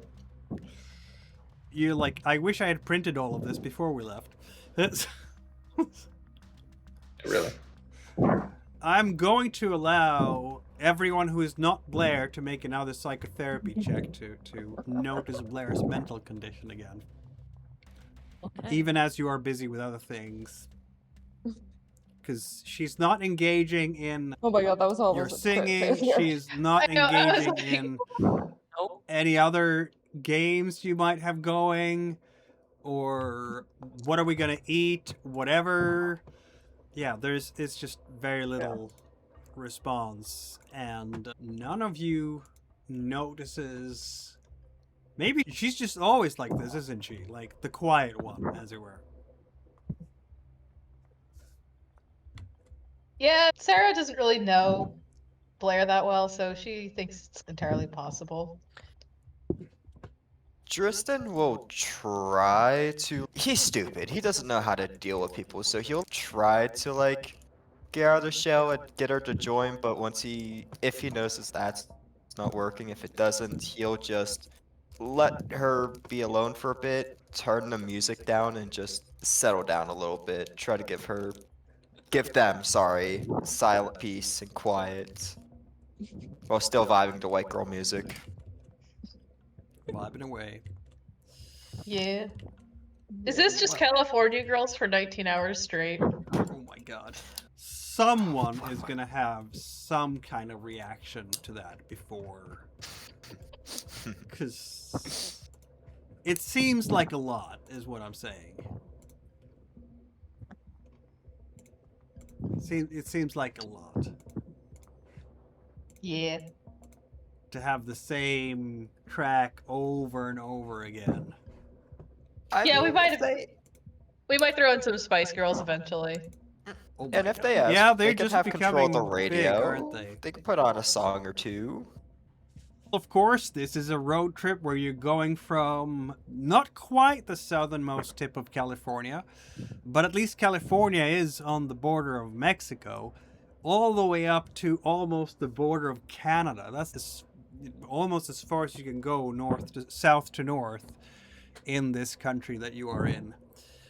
And the weather is going to reflect that, isn't it? You're going from California temperatures to Montana temperatures. In September, that means that by the time it gets dark, it's gonna be cold. And people will want to close the windows to the van. But on the other hand, I guess that's going to be true the moment you get into the Rockies, because the Rockies are mountains, and mountains are always colder than the coastline. Yeah. And you are not going to see a whole lot of Montana, because by the time you get to Montana, it's going to be dark. You've been driving all day since 6 a.m. in the morning through all the other states that you can go through to get there. You've drunk across California into Nevada, the desert, which was really hot because it was in the morning and up to noon or so. And then across Idaho, of course, and up into during the afternoon, late afternoon in Idaho. And then Montana, finally. And of course, through the Rockies, desert, and then plains, western plains, prairie, and Rockies, the foothills. Browning is, in fact, in the Rocky Mountains. You'll be driving through almost all of Montana on the way here. You're going through, what is it? We're starting in, where's Montana? There it is, Butte. That's the first town that you get to in Montana. Through Boulder, Montana City, Helena, Augusta, and then up to Browning. Now, are you going straight to Browning, or are we stopping somewhere on the way in Montana for whatever reason? It is, I mean, it's the Rockies. You're not far from Glacier National Park here. I think we're probably just going straight so we can get home as soon as possible. Okay.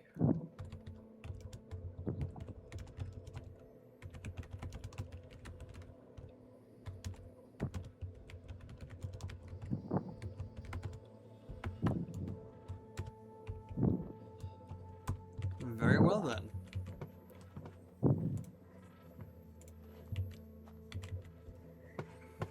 Browning, Montana. At midnight, or just after midnight, this Tuesday, September 8th.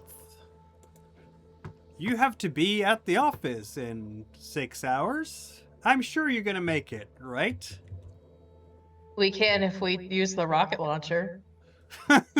Not rocket jumping. Come on! That's how you lose limbs. Come on! This isn't TF2. You cannot rocket jump.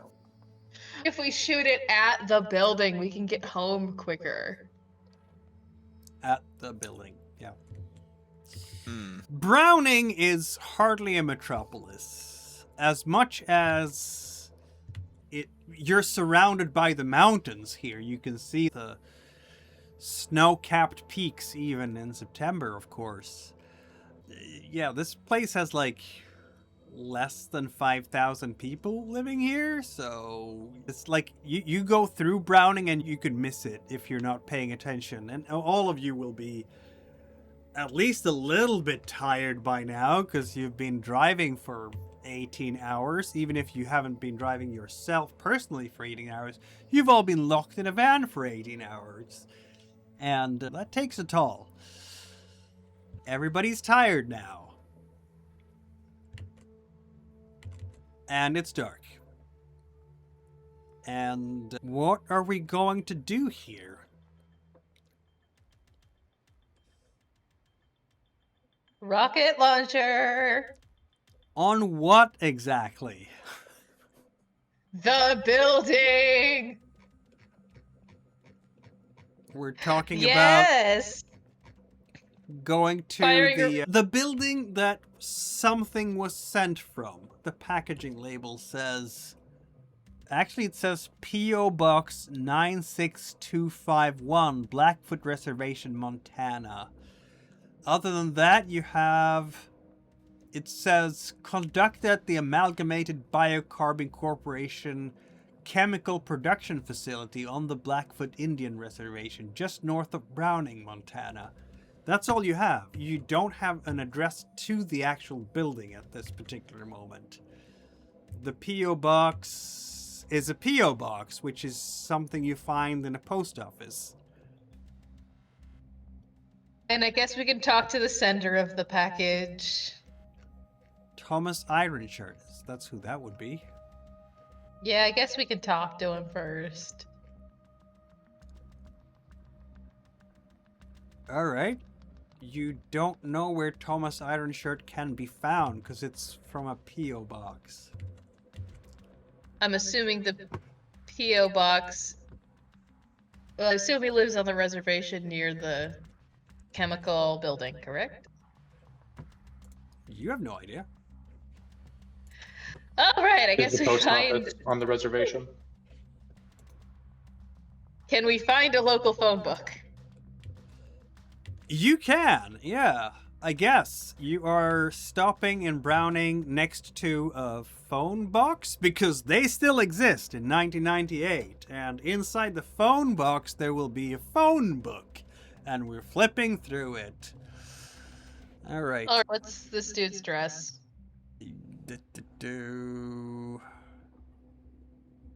You can't really find... You find an iron shirt. You find iron shirt listed in the phone book, but not a Thomas. There is a Robert, though. Close enough. There we go. Is the amalgamated biochemical company listed? Let's see. It is... Yes, it is listed. It has an address. It has a phone number. Absolutely. I'll just make a note of that address in case we can't find Thomas, and we will be on our way. It's 1 a.m. You're gonna knock on Thomas's door at 1 a.m.? Yep. Okay.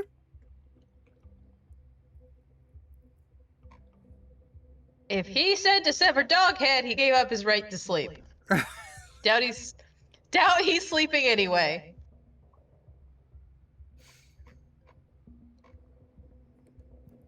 Very well.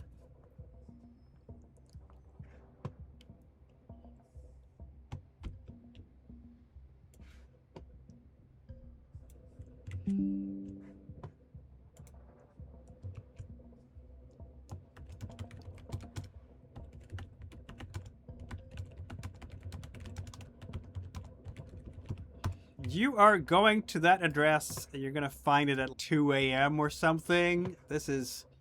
As you're driving around, yeah, this is definitely a reservation. You can tell by the houses, the quality of the houses, a lot of single-family homes here, but few of them would be fetching a very high dollar price in any other place. And, I mean, there's dogs, cats, other animals out at night, because of course they are. You're out in the boonies now. This is rural Montana, basically. Though Browning is the central hub of this place. This is not the first time Blair is on a reservation for Native Americans, is it? Nope. But this is a different tribe, obviously. You were on the Apache reservation before. This time, it's... I don't know if you keep track of tribes. But it is a Blackfoot. This is a Blackfoot reservation. We're knocking on the door to... This house is just outside Browning. Little bit more than a shack, but not by far.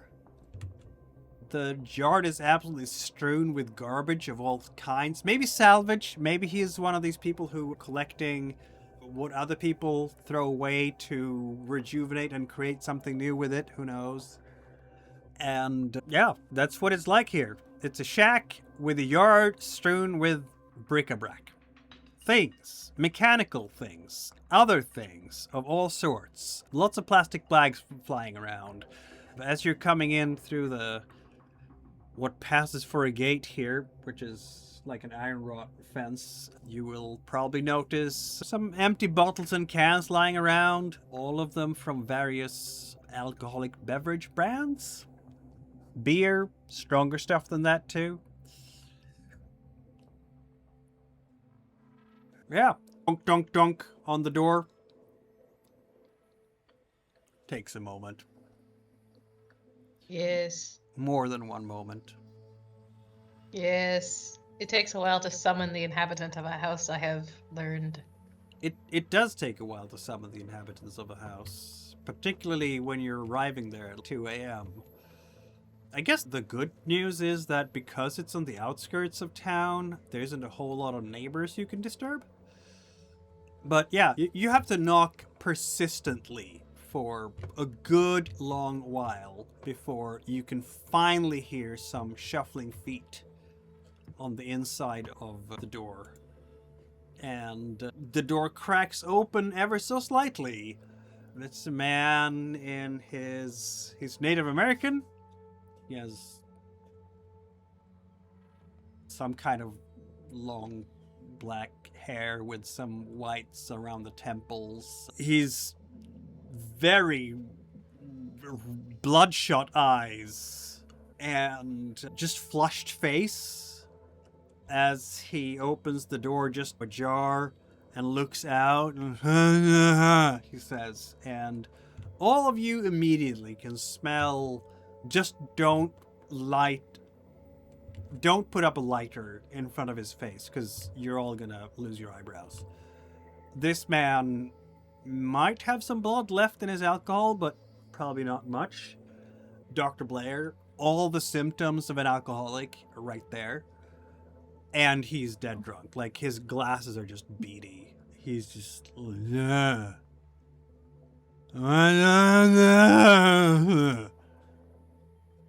He said something, but you don't know what.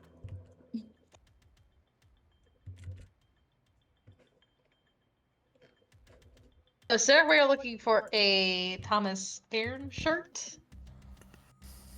Is he home? Gang,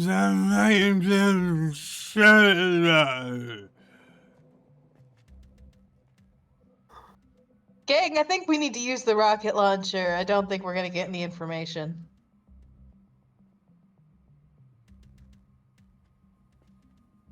You can feel, yeah, the smell is powerful. Yeah. Do we need to call someone for him? Because I feel like any second he's gonna drop dead from alcohol poisoning.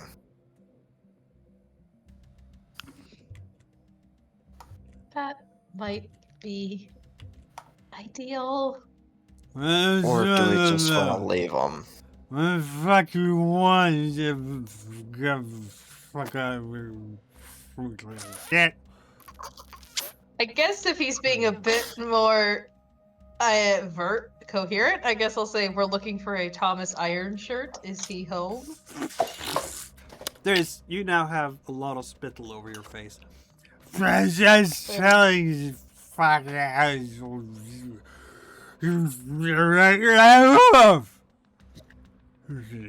don't think Thomas is home. I think we'll just need to use the rocket launcher. He has a bottle in his hand and he just takes a swig. There's drool. We got drool, everyone. There's drool.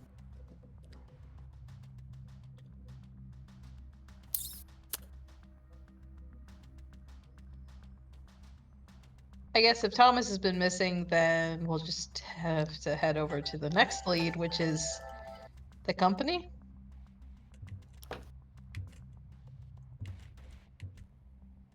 All right. You're going to head up to the company.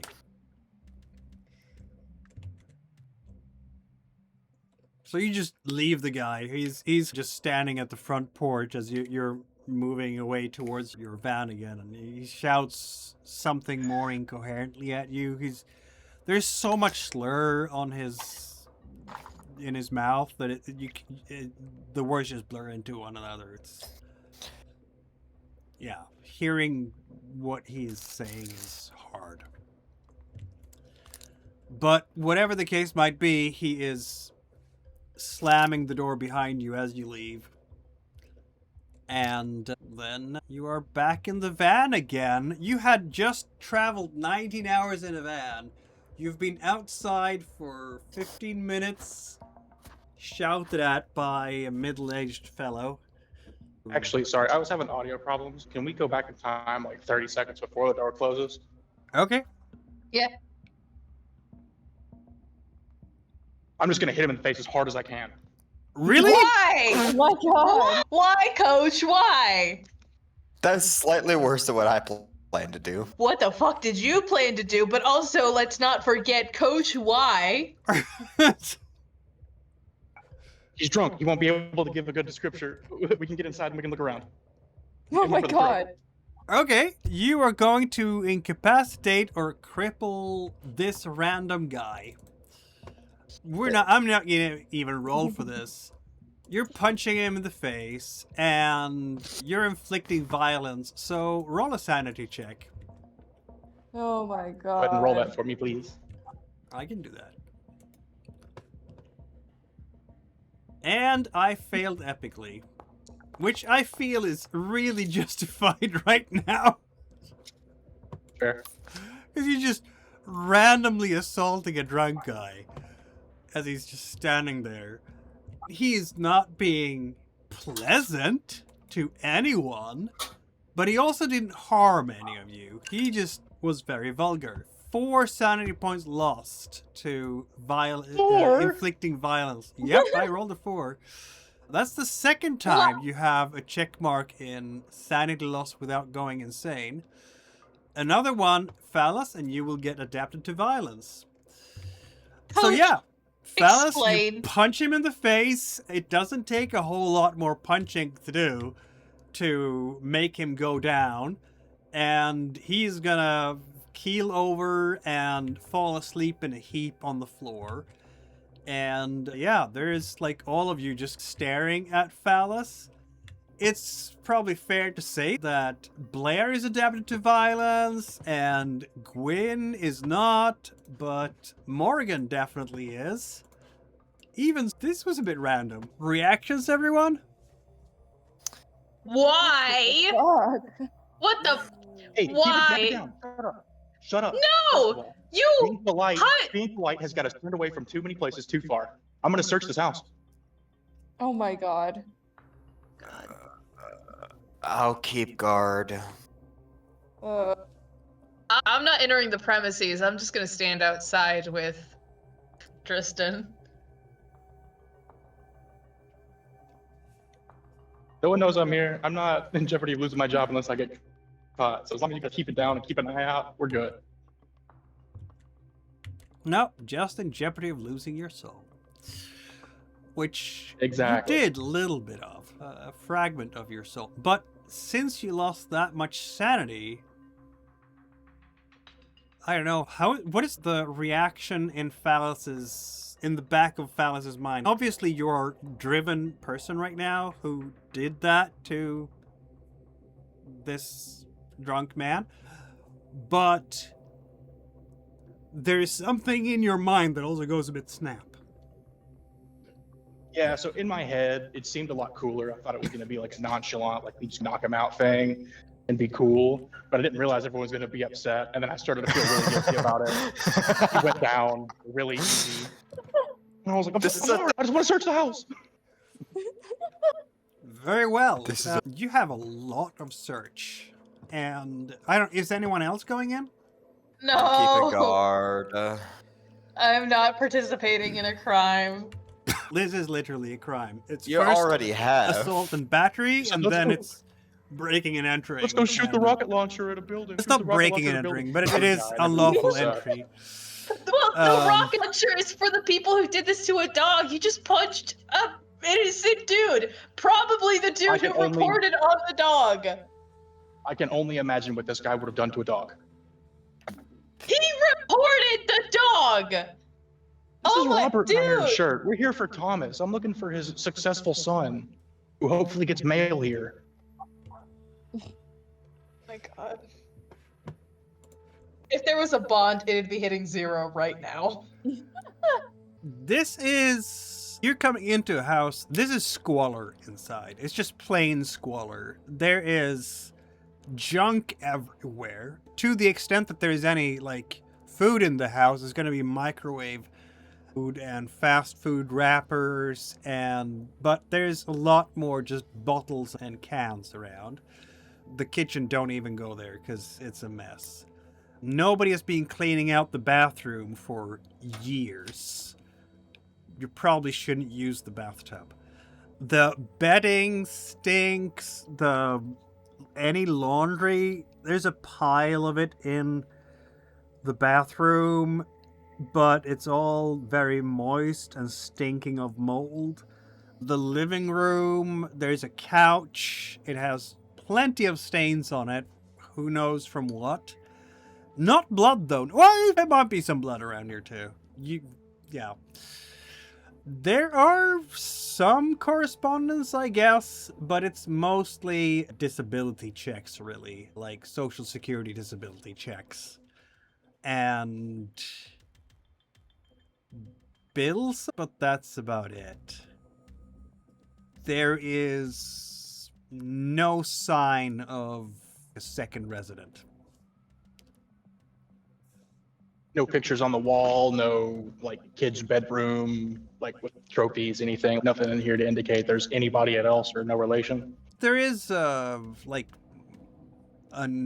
is a teenager's room, I guess you would peg it. There's no teenager in it. Is there? No, there's no teenager in it, but there's like a teenage son's room. Yeah, How I'll check it long? out, It make has sure been it wasn't- abandoned for a while, though, so there's like dust and more crap in there. More. I think garbage. maybe we went Thomas off- ran away, went off to college. Maybe this is his room, looking for some stuff in here.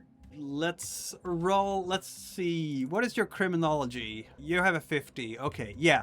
This kid didn't go to college. The likelihood that this kid went to. We would the anthropological or sociological description of this household is an at-risk household on the lowest rung of the socioeconomic ladder. These people are on Social Security. They do not have. Obviously, you found the disability checks, so Robert Ironshirt doesn't have a job.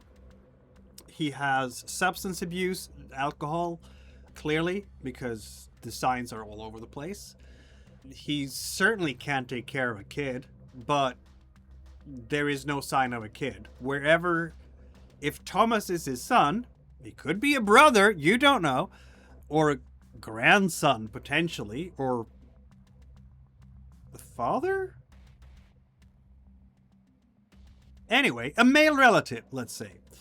There's a teenage son's room here, but it's not going to have any signs of academic excellence. It's not going to have... It's just... the stereo was so long ago to pay for more booze. It's been plundered on anything valuable, and there's going to be some posters of, I guess, Arnold Schwarzenegger, the Terminator, I guess, because he's a big, beefy movie star, and then some curvy girls. That's about it. But this kid is not going to go to college. The likelihood is very low. We're talking Okay. single Regardless of percentage. college, is there anything that would indicate his name might be Thomas? Yeah, I'll give you that. Yes. There might even be an old picture left somewhere of Robert and a younger man that looks a lot like him. But it's a very old picture. It's been like 5 years or so, or 6 or more. So I'll take a starting to Polaroid fade picture already. of the picture. Yeah, so that you can do. Absolutely.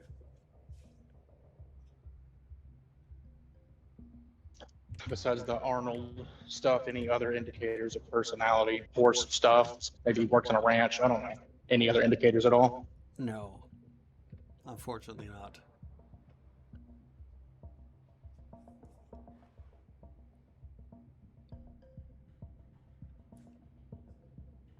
right, cool. Well, if I'm doing it by myself, that's all I got so far. I'm gonna go ahead and head back out. Yeah, it was not the most fruitful place in terms of clues. But we have established something. In your mind, there's a high likelihood that Thomas Ironshirt is a juvenile delinquent of some kind. Run away from home, probably hasn't completed high school. You don't know how old he might be.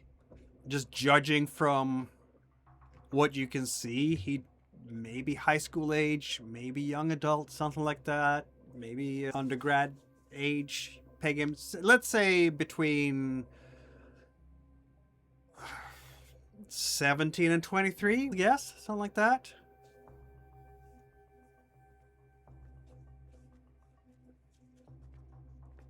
Okay. He builds an idea. So if I don't think he went to college, and he may have some sort of indication of working with her with some sort of like environmental activism or protest, that might be how they know each other in the past. He may have some sort of issue with the labs and may have got some sort of evidence somehow. So better than nothing. I feel better for my assault. Very well. I think that is a decent place to pause the story. And then, as the clock will approach 3 a.m., and you'll have to roll the willpower, like losing willpower points soon because you've been burning the candle in both ends, you will approach the amalgamated biocarb, won't you? And see what you can see. Not sure that you will necessarily be able to get into this type of facility at 3 a.m. Unless you want to sneak in there, of course. Who knows? That's a thing you can... I'll let you think on that for a while. Shall I?